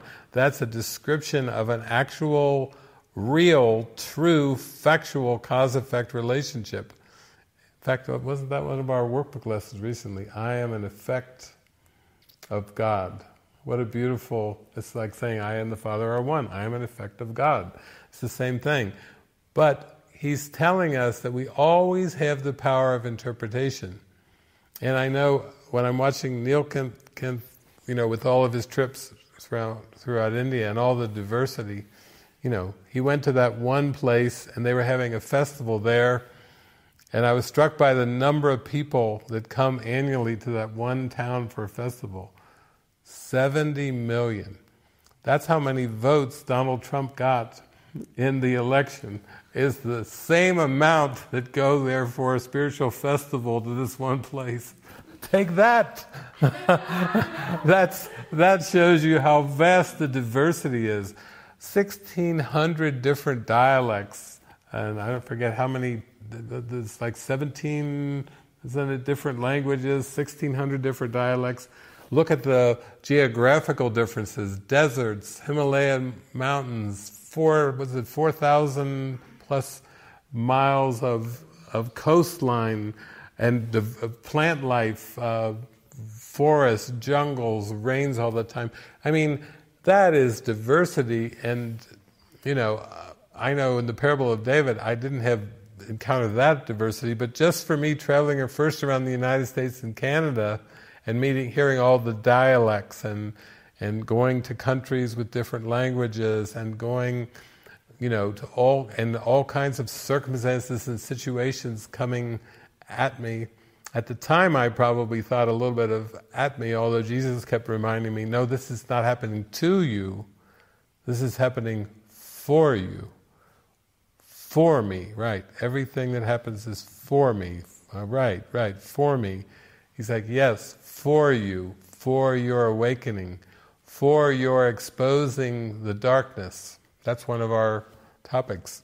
The importance of exposing the darkness, letting the darkness arise. That was one of the things that you voted on. I think that was number 2 in the English poll. And all travel is, Jesus says in the Course, God's Son is not a traveler in time and space. So he's still not going to tell us that even when the body travels like this, that the Son of God is traveling, because he knows that the Son of God is a spiritual being, the Christ, and that all travels of time and space have only one purpose: undoing the ego. The healing of God's Son is all the world is for. That is the only purpose the Holy Spirit gives to it, and thus the only purpose that it has. That is deep. That is deep. That everything that we seem to experience is only for undoing the ego. That's it. It doesn't have a positive purpose. It is all for undoing. It's all for dismantling. It's not to build an identity. It's not to achieve anything. It's not to accomplish anything. It's not to feel proud of what we've done. Pride is of the ego, and therefore all the accomplishments, are of the pride. It thinks it can accumulate memories from time and space and be proud of those memories. Next time, think about that. The next time you think you're proud of your parents, proud of your children, proud of your country, proud of your language, proud of achievements, degrees, education. I'm in Mexico now, so I can say with great certainty, nada, nada, nada, nada, nada, nada, nada, nada, nothing. Nothing, nothing, nothing, nothing, nothing. How many times do we have to experience the nothing before we go, nothing, no thing? If you want to say it that way, nada, nada, nada, nada. And that's the joy of that, is because the nothingness of this world is the everythingness of God. That's why it's joyful. That's why nothing, no thing is joyful, but God is love, God is joy, God is happiness. You have to think that Neil Kemp was just sitting there with his, don't you like his little stick that he had for his arm too? Isn't that cool? I'm going to get myself one of those sticks one of these days. And I don't have a lion, but I do have ISO. And he just likes to purr and sit there like the lion did with Neil Kemp. He did not, there was no conflict going on there. It was, you could just feel it. Neil Kampf was like welcoming him. Here, kitty, kitty, kitty. Our kitty is not quite so big, but I've seen him. I've been to South Africa twice, and when I go to South Africa, both times they took me to the lion park. And it moved. I went to this whole big lion park the first time I was there, and then the next time I went, they were like, well, they moved the lion park, so we have to go to another one. I remember getting in they took us out in these kind of caged jeeps, so we could. Slavas was bouncing up and down as we were going over. They didn't have much of a suspension in these things, but anyway, we got to go out and drive and watch them feed the lions and everything, and it was kind of fun. And the guy who was our tour guide, he would say, "Where are you from?" And he said, "Where are you from? You look like you're from America." He said, "Lions love Americans. They love to eat Americans." Tour guide humor.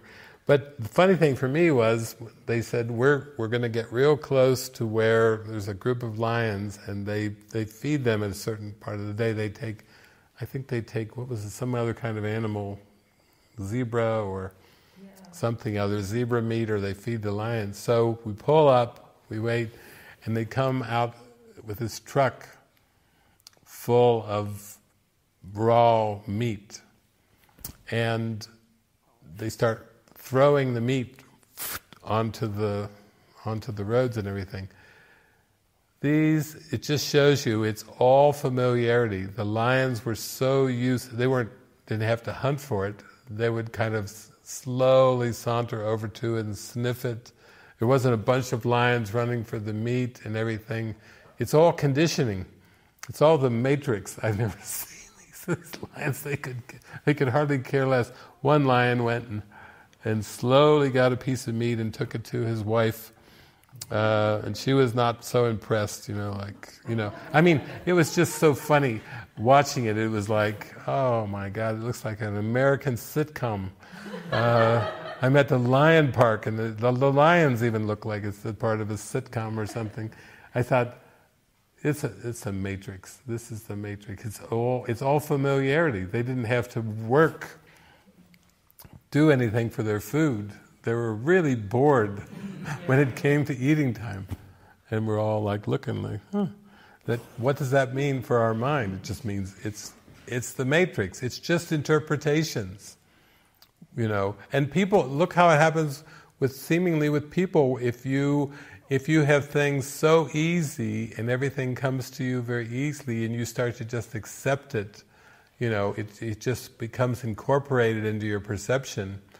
Then it's expected. It turns into an expectation.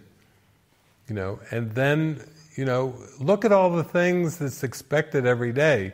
Jesus is telling us all those expectations have nothing to do with the present moment. They have nothing to do with the holy instant. They have nothing to do with vibrancy, joy, and happiness.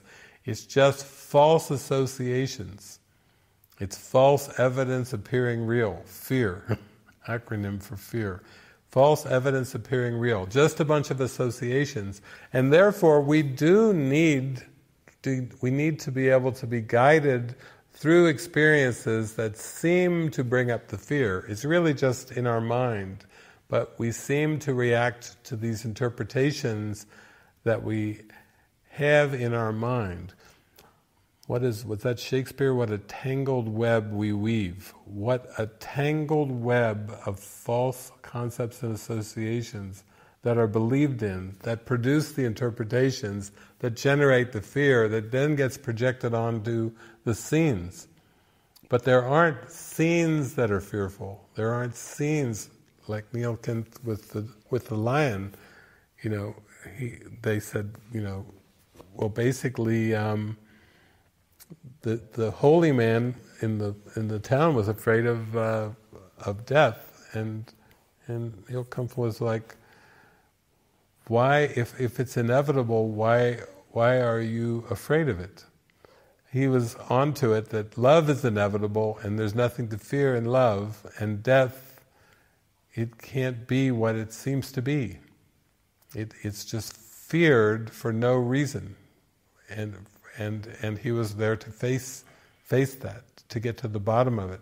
So I just feel like this is really a good movie in the sense that it seems, from the ego's perspective, it seems like a lot of extremities, of extreme situations of walking through all these different diverse people and sceneries and wildlife and conditions. But I know for myself, I know over the last 34 years with the Course, what an adventure. It has been an adventure, going to places I've seemingly never been, seeing things I'd never seen before. I think I can say now that I can see the value of it. It was just for undoing. It was just for letting go from any kind of complacency, any kind of sense of I know mind. That's what needs to be dispelled, is the I know mind. In fact, Jesus says you aren't going to be willing to learn salvation if you already think you know. It blocks your motivation for what can be experienced directly. If you already think you know, we know that with children when they go to school or at particular classes, when they say, I don't want to go there anymore, I already know that stuff, I don't need, or it's irrelevant. That's another thing. I know that it's irrelevant, and then I'm not interested in learning it because it's already been judged as irrelevant. And that is very common with the human perception, to really think something's known. Where we actually need to have the curiosity of a child every day to just stay open and to be shown. What is it that I am to be shown today? And the Course mind training system of the workbook is there to go with us. We could work with it day by day, moment by moment, noticing if there's any reactions that we have that come up to the surface, that it's an indicator that we still believe something. We still believe something about the world. So it seems, I think, for Neil Kent, it seems like a pretty solitary journey, except perhaps when he comes into a village or when he's greeted by people, then he seems to have a beautiful exchange. And in some ways that was the same for me. I mean, I traveled around the United States and Canada many, many thousands of miles, basically in a small car most of the time, unless I was, later on in planes and trains and buses and so forth, but mostly in a small car, and there was a lot of quiet time, I'm sure, for Neil Kent walking and for me driving. But I would put on music that inspired me, and it was a meditation. But it was also very much of a loosening from whatever I believed in. It's like an emptying of the mind out that Buddha talked about, that all the saints and mystics talk about emptying it out. And what a beautiful way to travel on a guided, prayerful journey, seemingly journey through time and space, where you start to just watch the contents of your mind, because you know that that's what it's all for. It's not really for achieving anything or arriving at any destination. It's not for accomplishing anything in form. It's not for building anything in form. It's not for accumulating anything in form. It's not for collecting anything in form. What a relief! What a relief! We're off the hook. We've got nothing to feel guilty about. We have nothing to feel unworthy about. We have nothing to feel less than or not enough about. It's a hallucination that was projected there to trick us into judging and comparing, and without comparison, there is no guilt. There is no unworthiness. It's comparison that's generating, and it's all self-concept. Oh, am I this self-concept or that one? And oh, why do they have a better self-concept than me? Jesus is just laughing like, I'm telling you, it's all the same. It's the same trick. You don't need to be breaking up your illusion into good illusions and bad illusions, or successful illusions and unsuccessful illusions. Healed illusions and unhealed illusion. Oh, I met so-and-so today, they're sick. Oh, Jesus is like, really? So you've got healthy illusions and sick illusions now. He's like, let's go back to the meaning of the word. Illusion means not real. Healthy, not real, and sick, not real. Successful, not real, and unsuccessful, not real. Beautiful, unreal, and ugly, unreal. Fat, unreal, and skinny, unreal. You know, you gotta see the humor. This is non-dual humor. And you could do it maybe if you have like with our crowd, you could do it during a skit on the celebration service. We would laugh. Your relatives may think you're insane, but we would laugh. We would laugh at this stuff. It's the non-dual humor. But this is the basis of it, you know. It really is starting to, this is practical non-duality. That's the only way we come back to remember oneness, is through practical forgiveness. My friend Colin Tipping, I think he's passed away now, but I used to run into him at different conferences. I ran into him one up when I was in Wisconsin, at Wisconsin Dells, and he wrote a book called Radical Forgiveness. And it's a great book, because it's the same teachings of the Course. He received it how he received it, and it was radical, because the reason he called it radical forgiveness, because he started to realize it was all in perception, and what that forgiveness was seeing that it didn't occur at all. Well, that's forgiveness like Jesus teaches. You're not forgiving something that happened. You're seeing it never happened. I mean, is time linear? Well, then you can believe it happened. Is time simultaneous? If it's all happening at once, maybe it's not happening at all. But that's a good step into simultaneity. So I like this movie just because of what it does is it really starts to throw it back on the mind, like, oh, it's all an interpretation in the mind. And if your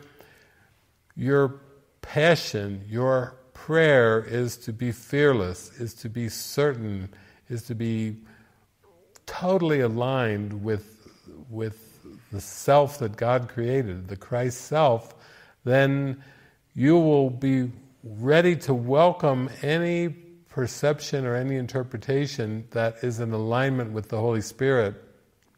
And basically you're going to be willing to cast away any interpretation that doesn't line up with the Holy Spirit. If it's good enough for the Holy Spirit, it's good enough for me. And if it's not good enough for the Holy Spirit, then I don't need to be giving my holy mind over to that interpretation. You know, you can listen to someone speak about an interpretation or opinion, but there's no reason to get upset. Why should the false be upsetting? Only if you believe the false is true would you get upset. But if Jesus says, your brother is always correct because your brother is the Christ. And Jesus says, even if he is speaking insanely from the ego, he's still correct. That's pretty good. He's like saying, yeah, I know you're going to say sometimes what the brother is speaking is Looney Tunes. And he's like, even if your brother is speaking from the ego and is speaking insanely, he's still correct because he's the Christ. You still are perceiving something that's not there, and you still need to forgive in order to be happy. It's basic. It's very, very simple. It seems to be radical, but only radical to the ego. It's not really radical. It's the most natural. Forgiveness is more natural than judgment. That's for sure. It's much easier than judgment, because it's all encompassing, it's inclusive, it's expansive, it's unifying. So let's watch in our brief little docudrama here. Hasn't been much drama, even that pussycat. That was not. You could see the holy men in there behind his bars. Oh, he couldn't bear to watch the lion eat Neelkanth, but it didn't quite go that way. I don't think I can even call this a docudrama, because we're not really seeing a lot of drama. Maybe jumping into a river or something, but there's not much there. So we'll see what else we've got here. So, it's common for someone to say, well, I'm more of a loner, or I'm more of a social person, I'm a people person, I like hermitages, this and this. You can see from the travels, much of his walking around these thousands and thousands of miles was solitary, and yet, to go into towns and to festivals with so many people. I think we remember the young one, the boy, saying, he's telling the three women at the very beginning of his journey, I think wanted to help people. I want to help people. So there's something there that's not a solitary, loner, independent kind of thing. He's not dependent on nature. He's not dependent on the things of the world. Even in the Himalayas, they tried to convince him not to go. The whole village was leaving to get away from the snow, and he's going higher up, saying, that he's basically, he says, faith, like, they're saying, you aren't dressed properly, and so on and so on. It will strengthen my faith. That was the answer. So if you really look at the thing, and even at this part of the little thing we're watching, he's basically saying he's taking time to talk to people about laying aside their differences. There it is. It's the same thing, laying aside differences. It's beyond what they say in politics now. They're just hoping, they want to go back to the good old days of bipartisan collaboration in politics. Listen, forget the bipartisan, forget the partisan. It's just more opposites. Don't get upset about partisan and non-partisan. It's transcending differences in the mind. It's through forgiveness.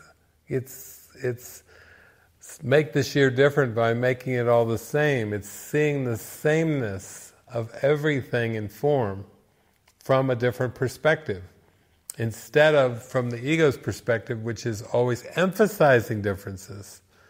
Always emphasizing differences, always emphasizing multiplicity, duality, diversity, emphasizing.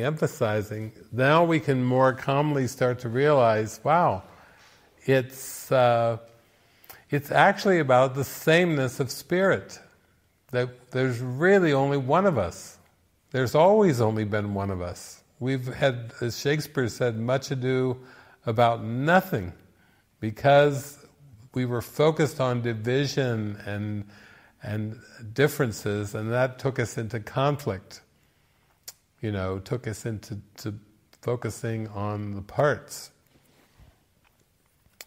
The parts do not make the whole, but when you see with the vision of Christ, the whole is in the part, like a hologram. You can see every part from a holistic perspective, from the vision of Christ. You can see that there are no differences. And again, wow, that's very peaceful. There's nothing to compare. There's nothing to overcome with more of something. More is not the answer. It's the sameness. It's the holistic view that is good. And you can see Neelkanth, he's just open to walking and going wherever he's taken. He's like a walking prayer, we'll say. He's a walking prayer. He is definitely not into the doer. He's into the involuntary flow, and the flow is just walking him all over India, including to festivals, including to towns and villages. And you know where this is going. Even though he's been walking seemingly as an individual, he is now soon to come upon the ashram. He's going to come into community after all of that. And that's the way to come into community, where you see there's no difference. It doesn't mean anything. It's communion. He's communing with the source, and he always has been and always will be. So it's not a big deal to stop his pilgrimage for the right orchestrated invitation. That's all he needs is an invitation, and he's off the road. A whole life from 11 years old of walking on the road, and he's willing to come off the road and go into the community in one instant, if it's given, if it's in alignment with spirit. That's the key. Okay, we're getting ready. It's time for community now.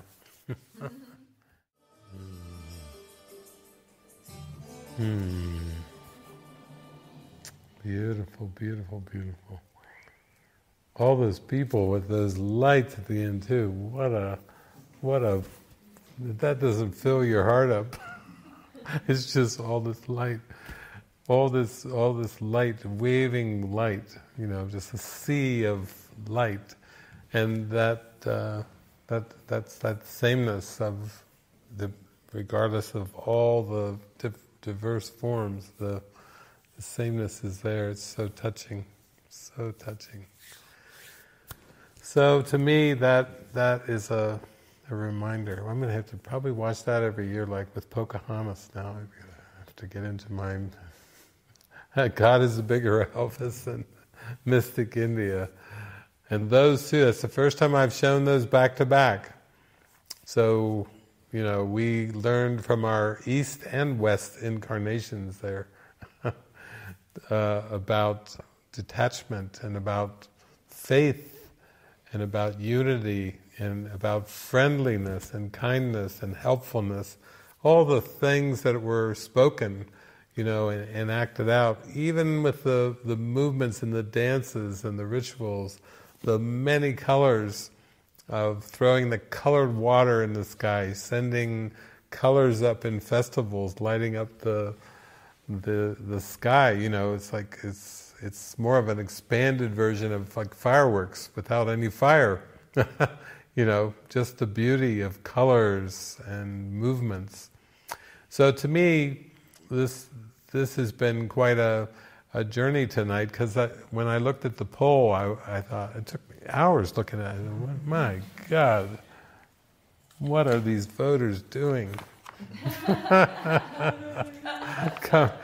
So we had to have something that could handle that amount of diversity in our themes.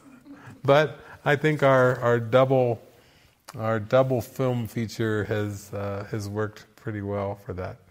So I think, Pete, we can open it up. If people have had experiences tonight with both of these films and all that was shared, I think we can have a lot of gratitude in our hearts for any kind of film that starts to open our hearts up to feel this feeling like, wow, there's so much more than this small ego perception, this small interpretation that we have considered to be our personal perspective.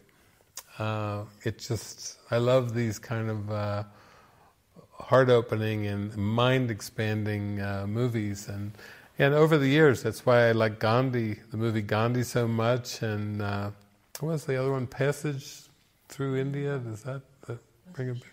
Passage to India, yeah. That was another one I saw after I saw Gandhi. I was like, whoa.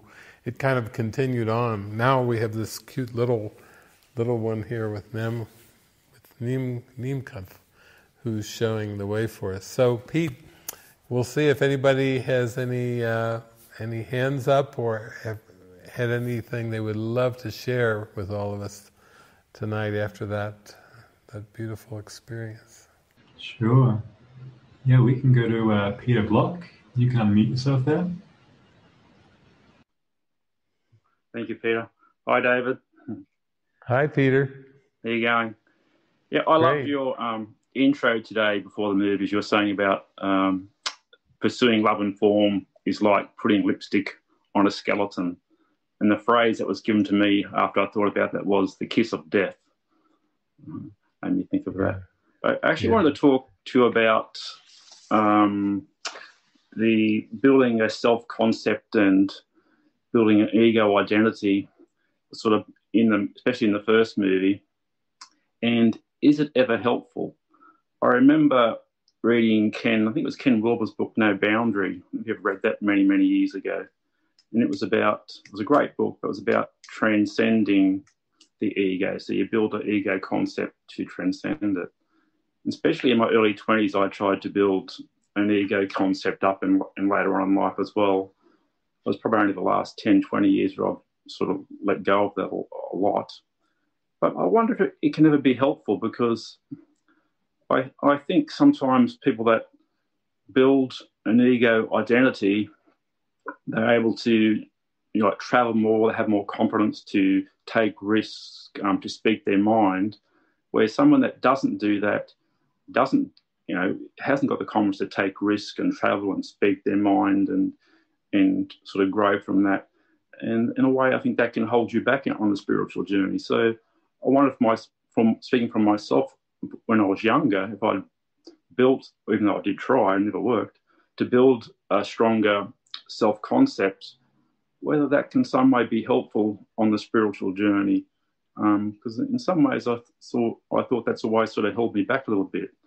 I hope I'm sort of explaining this, that you can understand what I mean. So I'm just wondering whether you could sort of touch upon that, whether it can ever actually be helpful. Yeah, I feel like a part of the convincing job of the Holy Spirit is to help the mind increase its confidence. And so in the sense that it seems like everyone who comes is on a path of somewhat improving skills, adding skills. We could say what the psychologists would say, building self-esteem. I think that the thing is that the ego's self-esteem is so rooted in time and space, improvements or seemingly accomplishments or building skills. And I always got a feeling that it was more a sense of confidence was underneath it. Like that is essential. I do think we have to have successes and have a confidence that grows.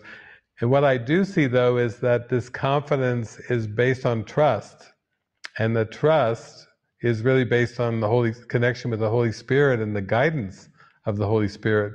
Because I do see that even when we think we're building and expanding and accumulating and growing, there's still a dismantling that is essential, that goes on always underneath. And I do like that part in the Course where Jesus says the Holy Spirit will take nothing from you. I like that. I like to hear that. The Holy Spirit will take nothing from you. Because if there was any sense of being deprived or anything like that, it wouldn't build the confidence. So I know I found in my life, as I started to pray and I started to hear guidance, and I would follow the guidance, and it would be so miraculous and so wonderful, I could tell that was the most important thing. was like, that's the only reason the Course is there for us, is to tap into the Holy Spirit and Jesus, and then to follow their guidance and follow their instructions. So if somebody is seemingly working on building a skill or doing something, and they feel a confidence behind it, I think that is important. That's why children need to be really encouraged. If they find something that they really are keen on, or they really have an interest in, it starts to, for them to really go for it, it starts to like build their passion and activate them, I think. And in the end, of course, that all has to be given over to the Holy Spirit, that's that passion. But I feel like there is something to feeling confident. I feel like there's a lot that people don't know about the lost years of Jesus. Okay, he supposedly was born of a virgin. Now we know that's not true. And then he's 12 years old. He's in the temple talking to the rabbis, and then bingo, he's like in his 30s, and he's calling apostles and saying, "Follow me." There's a lot of years in there. I mean, we just saw Neelkant was walking for 7 years, and there's a lot of years that are missing in the literature, the mainstream literature, we'll say, of the Bible and so forth, of Jesus. But I get the feeling, intuitive feeling, that he experimented and he explored. He had to give himself permission to meet people and ponder things and travel, to do physical labor, to try a variety of experiences on earth. So it wasn't this kind of boring, bland, what do I have to give up next? Sometimes that people talk about the spiritual journey is like, oh my God, now what have I got to give up? Like it's just a constant sacrifice, or a constant, sacrificial thing. I have not found that myself. I got interested in so many things, and did seem to develop different skills and abilities. And then after 10 years of university, I always, during the time when I was learning and reading and doing projects and on committees and doing all these things, graduate assistant and all these things that I did in 10 years of university, I knew it was all for something other than like a career. It took a lot of faith to hang in there. Actually, 10 years of university, I can't tell you how many books I read, how many projects I did, how many tests I took, exams in 10 years of university. But there was something inside of me that felt like, no, there's a greater reason for this. And it's not for a career. I could tell that there was something, I could feel like there was some kind of a destiny in there that was very important, and that somehow these skills and abilities would be used in some kind of very helpful destiny. So on the one hand, I was kind of like, oh, what's going to ever come of all this? And on the other hand, I knew that not much was going to come of that, but I would be led into very mind-expanding experiences, so that when Jesus did finally have me hit the road, and I, like Neil he did much extensive travel. I wasn't walking so much, but I was in cars and all over the United States and Canada, around, meeting people in their living rooms, listening to them, bookstores, basements, backyards, really not hotels and motels. I just got welcomed in to be with people, to learn to really connect with them, to really look them in the eye, to really listen to them and feel their hearts. I mean, I could feel I was connecting in a real deep way. And that vocabulary that I learned in 10 years of university, it came in handy. all the people I met. I met students and professors from all over the world, many, many different cultures during those 10 years of university. I actually could feel grateful for it. I didn't feel like anything was a waste of time. I could feel like there was some kind of a symphony there and something very important that was using it all. Somehow there was a presence that could use anything. And so I wasn't so much pushing things away or denying or that, and neither did I feel like I was missing out on something. Like I wasn't looking at people saying, oh, I wish my life had been different. I didn't feel that. I felt like it was very purposeful. Now, I have heard Ken and some others, sometimes even psychologists that will read the Course and they'll say, you have to develop a healthy ego before you let it go. Ooh, those two words together, healthy ego. Jesus, I was like, Jesus, healthy ego. And Jesus is like, well, remember the ego is a death wish. So there aren't any healthy death wishes. He was like helping me sort this out. So I certainly never wanted to, for myself or anybody else, to encourage idol worship, to encourage, like if people would say, oh, I want to just go out and get drunk, I would say, I don't think that's really a good idea. It's like people, oftentimes they want to explore the darkness. And I could even see where people, like I met a lot of people that were very wealthy, that were very successful, that had all of the resources you could imagine, and they were so unhappy. Some of them were suicidal, and some of them were just angry. They had a lot of wealth, and they were very angry. And then I started to meet people, when I traveled a lot, I would meet people that were down and out.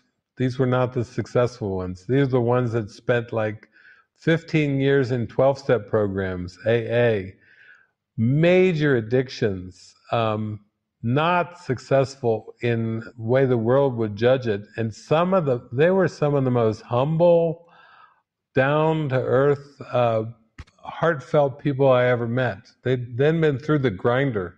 They'd had their face pushed down into the mud and stuffed down there for such a time that actually when they spoke, they were soft. And the more I traveled, it was the successful ones that said, well, I don't know, I kind of sentimentally, I can see what the Course is trying to point to, but I don't agree with it. Not the ones who had been knocked down to their knees. They could lap up that Course in Miracles right away, because they seem to be a little bit closer to starting to realize that this world is, as Jesus says in the Course, all of the roadways of this world lead to death. All of them, without exception. And he said, men have died upon seeing this. Well, when I would meet these 12-steppers who had gone through these like gut-wrenching addictions for years, they had more of an openness, I think, to the teachings of forgiveness than the successful ones, as the world judges it. So I started to tell people, not that people ever should develop a healthy ego, but I went the other direction. I said, the ones that have been knocked down and dragged out by this world and this ego, they're the humble ones. They're only once removed from reality. And then I would say the ones who are successful and they think they got the world on the string, they think they're like ahead of the game, ahead of all the poor people and the ones that are less advantaged and everything, they're twice removed from reality. That's what I came to teach. That even though it's all just one thing, experientially, the ones that had gone through the ringer were closer to that change of mind than the ones that seem to meet the world on the world's standards and be successful in terms of the world. And part of that was a forgiveness in my mind, because I used to think, wow, I used to think when I was in university, I said, what have I really accomplished? It reminded me of the movie The Kid with Bruce Willis, where his childhood self comes along and spends some time with Bruce Willis, and finally he says, what is it? He tells him, "You're a chickless, dogless." I forget the third one. It was hilarious. I was like, "Oh man." He's like, "You don't have a girlfriend?" And Bruce Willis, he's got too much ego stuff going on. No, he doesn't. He doesn't have a girlfriend. He doesn't have a dog. and there's one other thing. He was a chickless, dogless. Oh yeah, and he's not a pilot. You're a chickless, dogless adult, and you can't fly. You can't fly a plane. Because that's what the child had hoped for to grow up into. And he was meeting his future self, and he was so disappointed.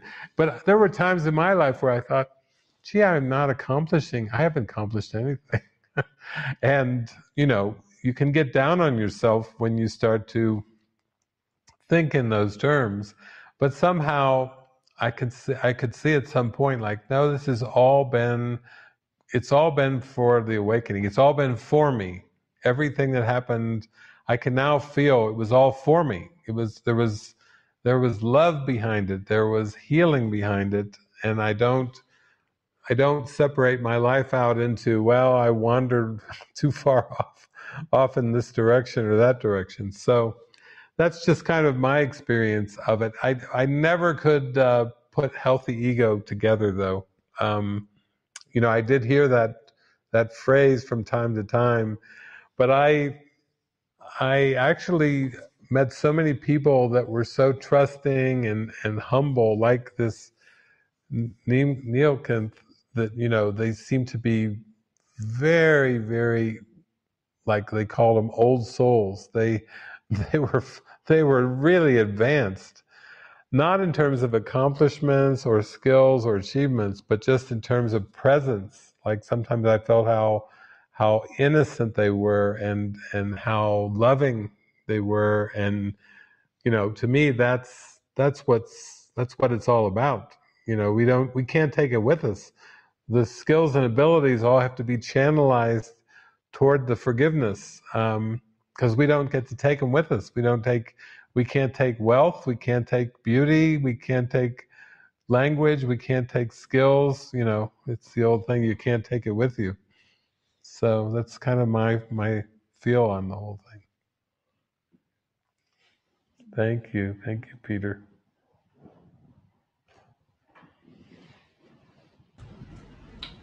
Okay, well, next we can go with Diana and Camus. You can unmute there. Thanks, Peter. Hi, David. Hi, Diana. Hi. I didn't expect that I was just going to start sobbing after the second documentary. I don't know the name of the little boy. I didn't catch his name. But I mean, I'll find. At first, I thought, is it Kuan Yin? But anyway, I'll get that later. But I was just so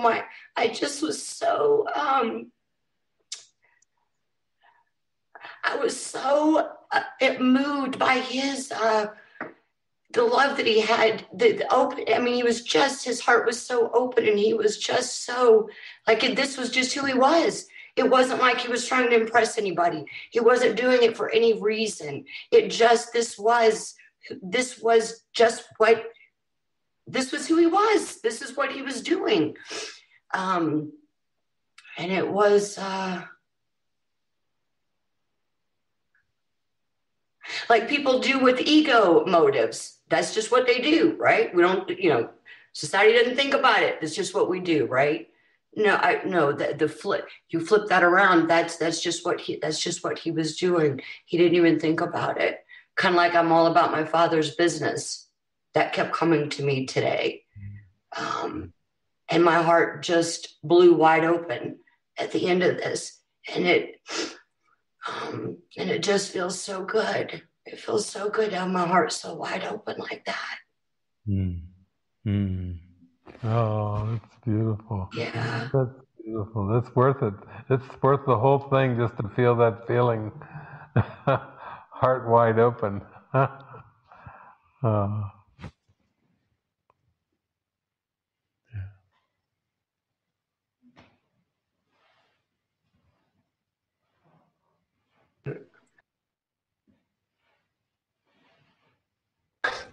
I think I muted you there, Dion. I'm trying to unmute you. You can try again. Quantum heart, David. That's what I thought of. Yeah. Beautiful. So, Thank you. thank you. We can see it. We can see it on your face. That's, your face shares it all. Just the openness and the appreciation and the gratitude for that witness. Because we need witnesses like that. That really show us, point us very directly to the truth. We really need those. They're so helpful. So thank you. Thank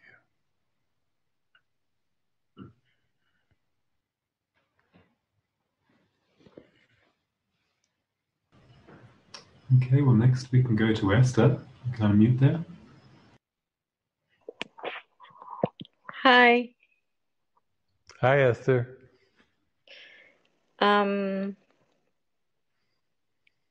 It just reminds me of my journey right now,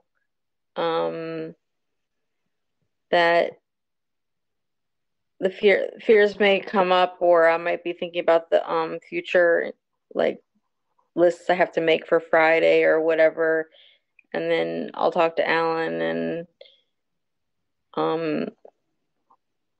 he'll remind me that I took notes, hold on. That how do we know we're upset? That the sensation identified as me, that sensation is part of me, an assumption, a body-mind conclusion. Upsets not utilized properly. Upsets label locks you into survival mode and locks you after them observing all that. So like we're starting to see the that the ego's that it's observable, and to utilize the upsets to their fullest. And an upset came up today, and I'm thinking that it's what I think it is. Like we're planning to trade copper at some point, and we were waiting for it to do a certain thing, go down first, and then now it's coming up again, and we're not involved because I'm working with my mother, and I don't feel like I can do both right now. And I guess I'm asking for reassurance that the Spirit will guide us when it's time, and that opportunities aren't missed. I know I feel so stupid talking about this with you, but I feel like there's this doubt, and I don't want to hold on to that. Yeah, it's good that you're bringing it up because I think we can say that it's always the ego that looks back, and it oftentimes looks back with regret. Like that's one of its most common defense mechanisms, is looking back and saying, did I miss something? Did I miss out on something? And it's good that you bring up the whole thing of trading, in the sense that that's the game that the ego set up. It's kind of a game of reciprocity, and it's like with investments, you're making bets. It's like a horse race, this horse is going to win, and then you get the thrill of watching the race and seeing how the horse goes, and after you put your bet in and you place your bet, and then you go and watch the horses race.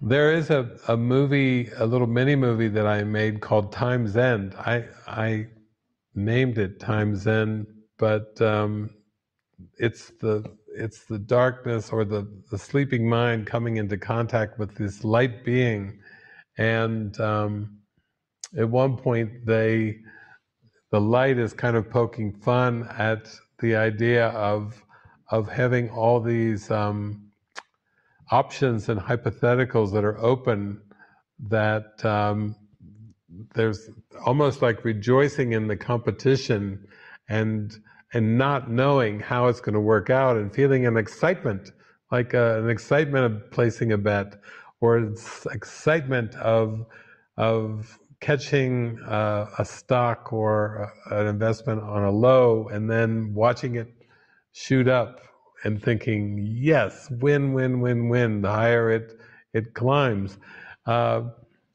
And in this little mini movie, it's I forget the exact words, but it's kind of like, it's using the analogy of baseball, that you find excitement in not knowing the future, and the light is like, well, you can know everything right now. You don't need an unknown future to get your excitement. That's the ego that sets up the whole hypothetical future, almost like you want to make a bet and win the bet. So it's actually good that you bring these up, because I think as you keep practicing and get more and more tuned into the guidance, then you start to build a confidence in that guidance. You let present trust direct the way, but you have to have successes, like I was saying earlier. You have to have confidence that the present trust and the guidance will carry you, because you're undoing this egoic belief that you need to win and gain in order to feel good.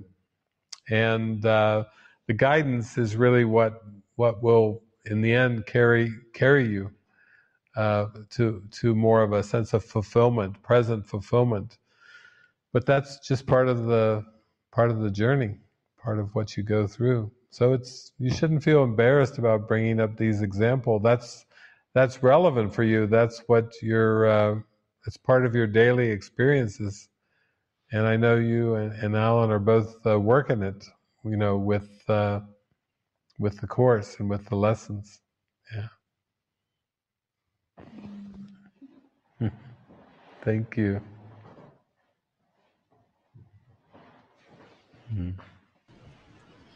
Okay. Well, next we can go with Susan Jameson. You can unmute there.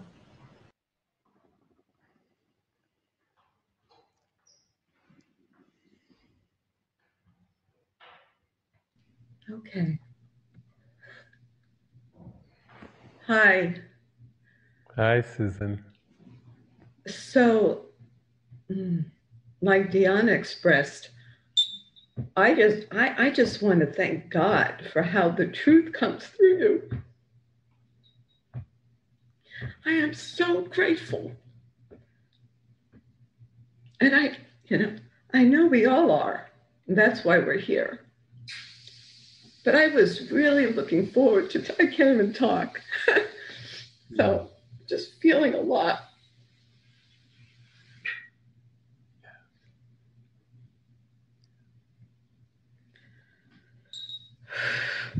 Yeah, I just want to do this. It's like everything out here is much ado about nada, nada, nada, nada. And the kingdom of God is within. And beautiful Mother India is within, and these beautiful monasteries are within. And you bring us there, in a movie night. Of all things. Oops, I can't hear you. I said Sorry. of all things, in a movie night too. Yeah, that's All in a fun. movie night. So now I can hear. I was so looking forward to tonight, and then these two movies are so beyond the beyond.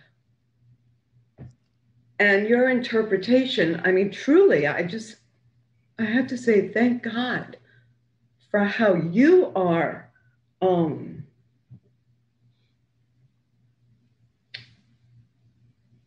in union with the divine, so that you can express to us. I mean, we're open to receive it, but I just feel so much gratitude that I just have to say that.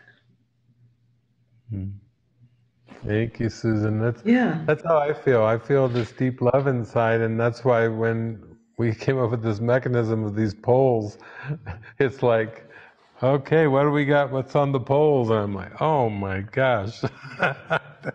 I must have looked through like 300 or 400 movies today, because I was like, oh man.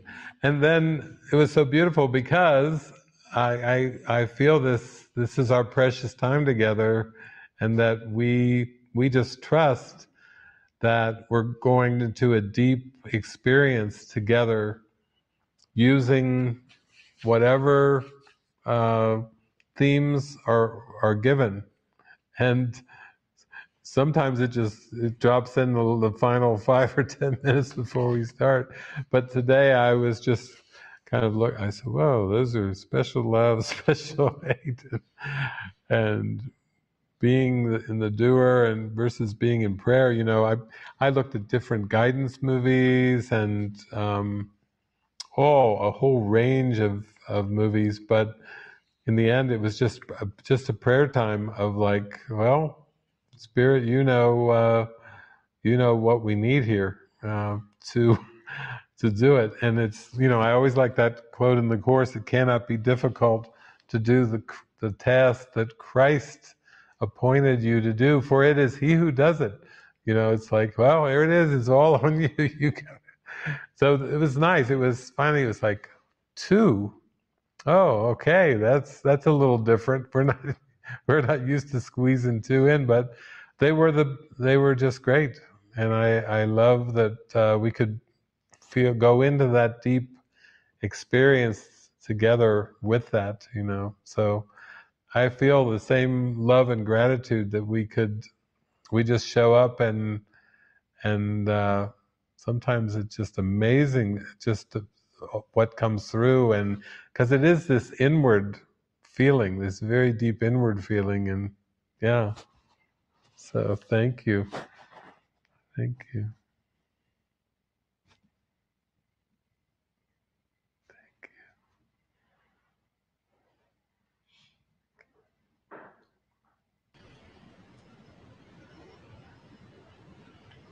Okay, well, next we can go to Portia. You can unmute that. Hi, everybody. Hey, David. Hi, Portia. So, man, my heart's been racing. As I was listening to Susan, I thought, I didn't feel that, but I really was interested in the goal. I better go to speaker view. Or gallery. I can't see anybody. There we go. In the voting for the movie, I don't always participate, as you know, and when I saw doer versus prayer, it really took me into this quandary that sort of was answered by virtue of both films.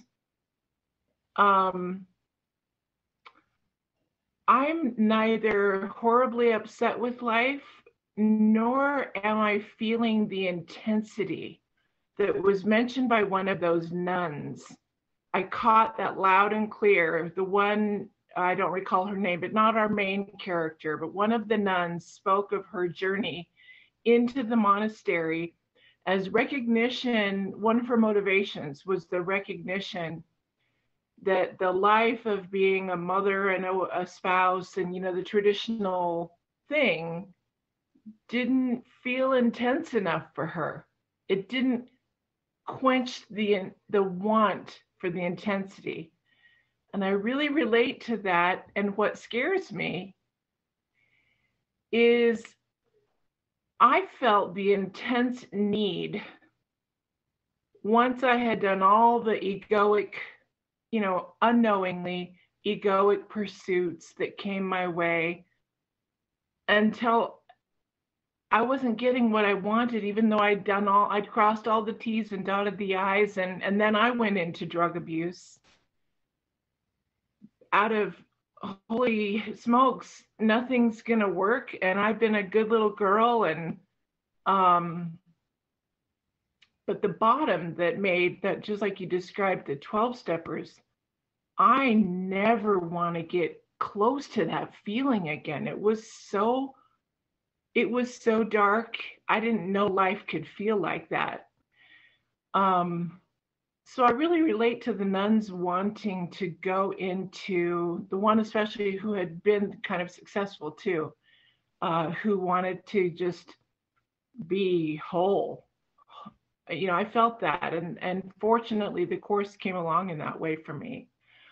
The other movie, what brought to my mind is my son, myself, a few other people I know since childhood have been sort of the ADD personality type, hyperactive, just off, spaced out. And there wasn't much acceptance to that when I was a kid. I would be found sitting alone, daydreaming in a corner, and my mother would have to say, snap out of it, go play with the kids. And I'd say, what? Why? Like I didn't like the earth, I guess. I don't know. I didn't dislike it. I was just not involved.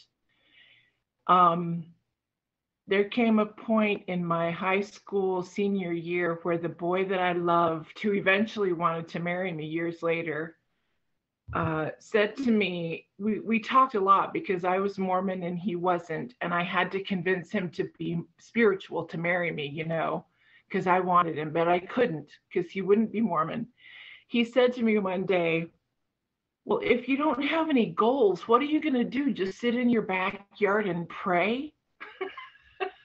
And I'm like, so when I saw this second movie tonight, I thought that's kind of what I wanted to do. I just wanted to be in the haze of that dimension.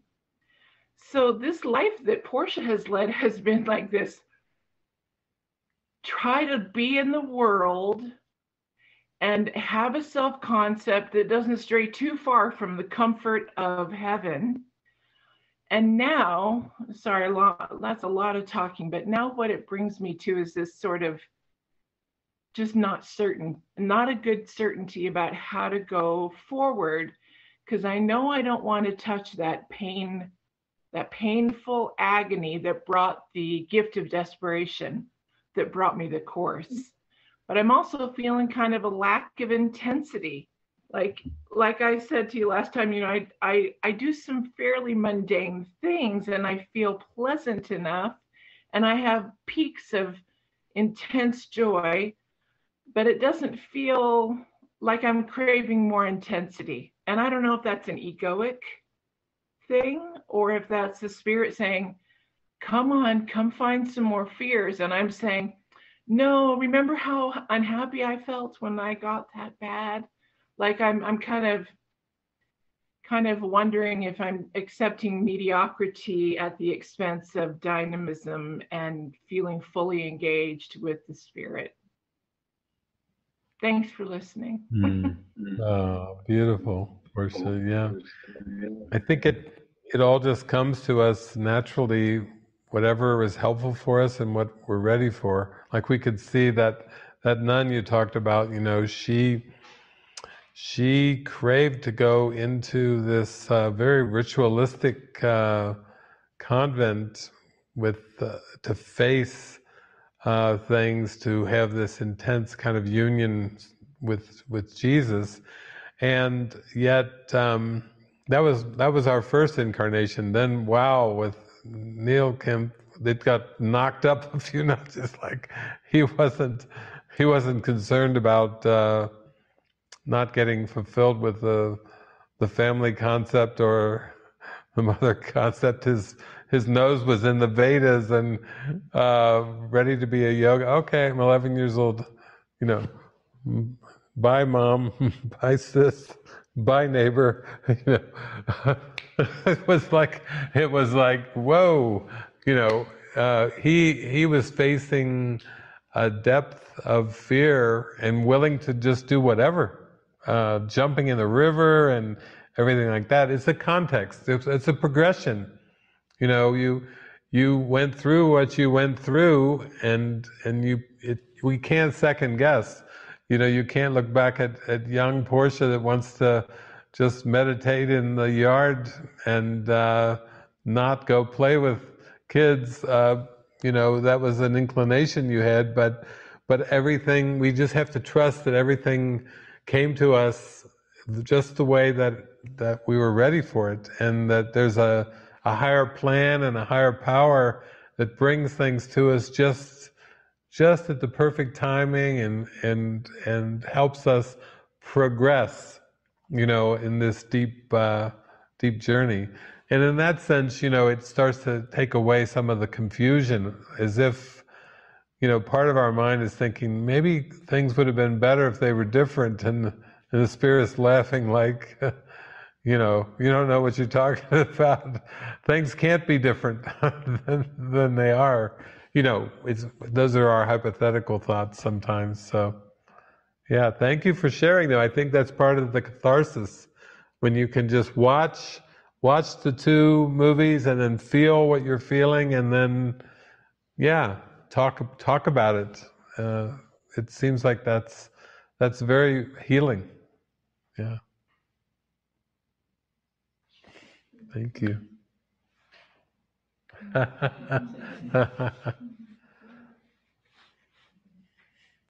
Okay, well, next we can go to Stephen. You can unmute there. Hey, thank you. Hey, David, appreciate your setup tonight. That was really meaningful to me, because it's describing exactly what I'm experiencing, that dismantling, and then just the really helpful to hear that I'm sacrificing what I really want to maintain some kind of pace or control over the dismantling. Instead of just doing a mic drop on it, I seem to want to get all the pieces in place. And the more I try to get everything in order, get everything in order and get those pieces in place, it becomes like a 7-headed hydra. It just gets more complex, and it takes more of my attention. And I think, hey, I'm going about this the wrong way. Knowing my prayer is, no, I want to spend and devote more of my attention and carve out some of those fiber optic cables over for the right mind, and realizing what's there, and then feeling that frustration and hopelessness and darkness of how much time it seems to be taking. And it's not a patience thing, but it's more of I seem to be wanting to be in charge of the dismantling. I had a dream 2 nights ago. It was right in the morning, right before I woke up. And usually when I have something come in right before I wake up, I know it's really important to know. But it was watching all these things come up. But in the dream, I'm looking out in my backyard, and I see this sludge starting to take over the backyard. And it's this tar pit, inky sludge just bubbling up, starting to rise up against the wall. And I thought, oh, this is going to be quite the mess to clean up. How am I going to clean this up? And then the sludge started coming up more and more. And then I noticed it was coming up through the carpet.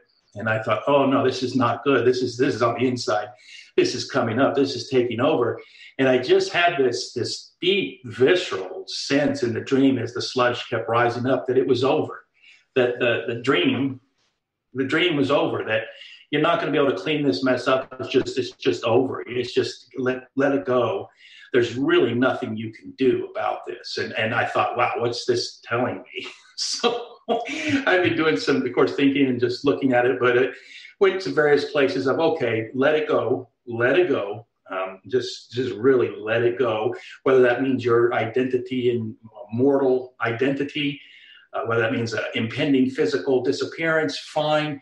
But really, it's like, let this stuff come up. Let that dark stuff come up. And sure enough, it's all that typical low-hanging fruit holy days and families and conflict and carving out and trying to maintain some kind of role. And you realize, I thought I dealt with all this stuff.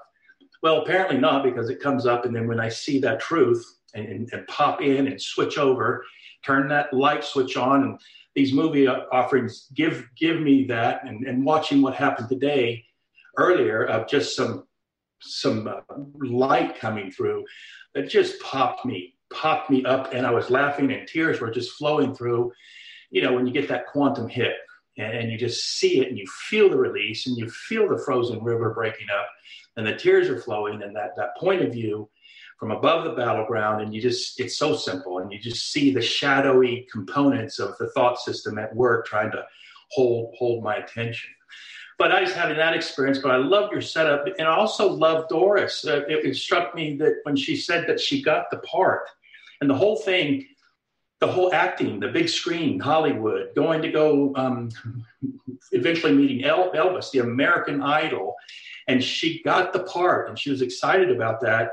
And then her heart, she got the whole. It was the call back into the contemplative mode, into the monastery, to really find that union. But I think that's a parallel for all of our journeys, is we've got to experience at least, or understand, that detour into the cabaret on our way to Jerusalem. And it's like, yeah, that's fine. Go experience the part, be a part of the big screen, kiss the frog.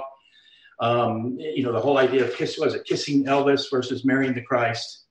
And I really liked how that played out in my mind of, you know, the specialness idols, and the pursuit of that and the experience of that. But there's still that deeper call saying, this isn't it.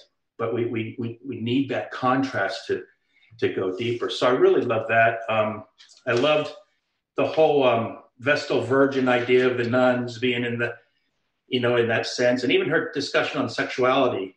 That it's like, oh no, you're still, we're much more sexual than you realize, and of course that's just that play, that dance going on, that's bringing us in that union of opposites, so to speak, the reconciliation, if you will, however we want to think about that. It's like going beyond duality and letting that pump us up, so to speak. But I loved it. I just loved that transition and watching her take on that role, and then that sweet love that was still there with her, and I think it was Ron, the man that she was involved with, and how that never changed.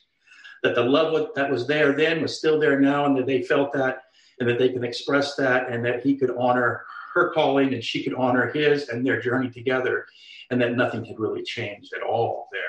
But that was so good. It was really great to watch that. So thank you again for another just timely jump into this wonderful place. Yeah, thank you. Thank you. That was beautiful. That with her, it was Don, her and Don. And it was so beautiful because, you know, during the scene that was described when she said, he said, you're not telling me you're going to go be a nun in a convent, and, you know, how crushed and devastated he was, and how he was able to talk about that, which was, you know, the dismantling of the whole specialness. And then at the end, you know, their sweet hugs, 48 years of going to the convent. I still love her. And them kissing and appreciating, and the gratitude and the love that's still there and everything. That's pretty strong. That's a strong symbol of this unconditional love, this divine love that's there, in, you know, beyond the whatever the ego tries to make, because the form, you know, was so shifted, and we see it in it what we're ready to see. But I feel like that was beautiful. That was such a beautiful symbol of them, the way the movie ended. I think it was originally in HBO. They sent HBO sent their crew to this convent, and that's where this whole thing first appeared. And we actually found it on there and have shown it, yeah, a number of times. But yeah, I appreciate that. Thank you. beautiful.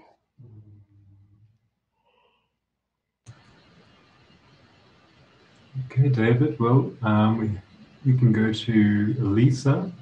You can unmute. Hi, David. Hi. Hi, Lisa. It's the first time I joined the English movie gathering. It was a special circumstance that brought me here today. I had no idea I was going to be here today, so I'm very grateful. And I'm glad that I'm here. So a lot of things came up during the two movies or documentaries, and like darkness, of course, and fear. And all I was doing, I was just giving it over. And whenever any judgment would merge in my mind, I would just observe it and also give it over. And that's what I've been doing for the last, I don't know, maybe for the last week. It's been like that. Like I've been giving over almost everything. And I just wanted to ask you, is that it? because I thought it's so simple. I mean, is that all I have to do? It's just so I'm like, I'm not doing anything. I was like, the other day I was reflecting on this, and I was like, I'm not doing anything. All I'm doing is not judging and forgiving. That's not doing anything else. So today during the movies, I was just, experiencing all the fears or whatever that were coming up, and I was just giving it over to Spirit. And I don't even feel that I need to talk about them anymore. And I was just wondering if it's okay. I don't know. Sometimes you just feel you don't need to talk about them. I just give them over. And I don't feel drawn to having to, go in those feelings and speak about them anymore. And I was wondering if it's okay. And I just wanted to ask you, is that it? I mean, it feels so simple sometimes. I'm like, okay, that's it. So is that all I have to do? Okay. Because it feels so simple. And sometimes it feels like it can seem difficult to not to judge or to forgive. But yeah, it seems difficult sometimes, but even in those moments where it feels so difficult and anger comes and everything and the judging comes, even in those moments, I'm able to say, okay, just help me to see this in a different way. Show me, what's really going on here. And I give it over to you. I'm feeling this, but I'm giving it over to you. It's in my mind. And I always try to, all the time, I'm coming back to my mind, and it's great. And then I just wanted to mention this because when it feels hard or difficult, you mentioned during the session something beautiful that I was like, oh my God, thank you. You said, this not judging thing, or forgiving thing can seem radical, but it only seems radical to the ego. And I was listening like, oh yes. And then you said, because it's natural. And you spoke the same words, because it's natural. I was like, we're both talking at the same time. I mean, you were speaking my thoughts, even my words. And I was like, yeah, it's true. Sometimes I realized that it's a lot more natural to just not to judge and forgive than judging and not forgiving. So it's like, wow, I'm glad. I just wanted to ask you. I mean, that was my question a few minutes ago, but now I don't even know what my question is. I think I don't have a question anymore. But my question was, is that all I have to do? I mean, is that it? Just let it come up, observe it, feel it, or whatever, and give it over. That's it. Yeah. It's beautiful. Like at the beginning when you first were joining with us, and when I first would call you, I have a video call, the tendency was the exact opposite. It was like every time there'd be a dark thought or dark feeling coming up, you would beat yourself up for even having it. And now you've kind of flipped it around, so it's become a habit for you to give it up and to give it up and to give it over and give it over. So it's meant to be easy, and it's meant to be a good habit. It's almost like that's how you can maintain your lightness and your happiness, is through that good habit, we'll call it. And then I think, and then eventually too, as you keep doing it, the mind starts to really clear, and then you just start to get more still, and then the fruits of the Spirit can come through you. Your guidance. What it is that you do feel, what it is that you do want to extend. There's a part in the Course where Jesus says, instead of saying, don't do this, or don't do this, or don't do this, he says, do only that. You see, he flips it around just to the positive. He said, that's the simplest. Because I've heard people say, well, Jesus had it easy, he didn't have children. If he had children, let's see how non-judgmental he would have been.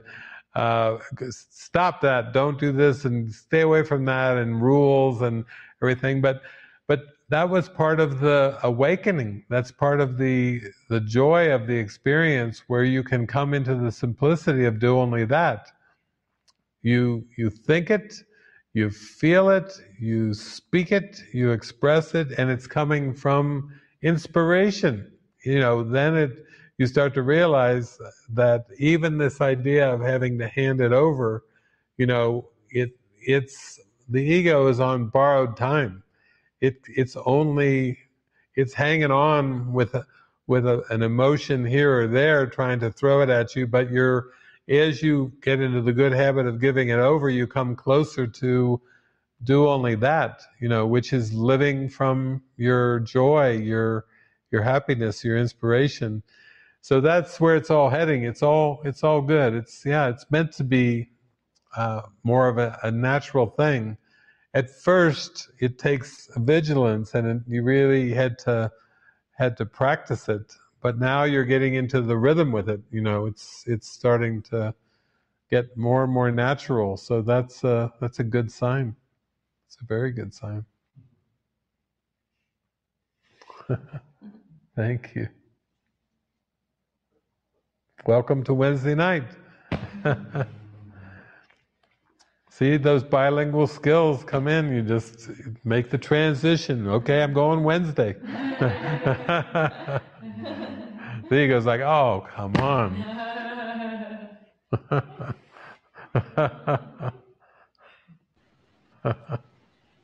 That's all the hands we have for this evening, David. Okay. Well, that's a good way to round it out with Elise's happiness and joy. So thank you all for joining, and I love you all, and we'll just continue on with these great movie polls and see what the Spirit gives to us. But we're really riding the wave. We're riding the crest of the wave. We're on top of the wave now, so it feels good. It feels beautiful.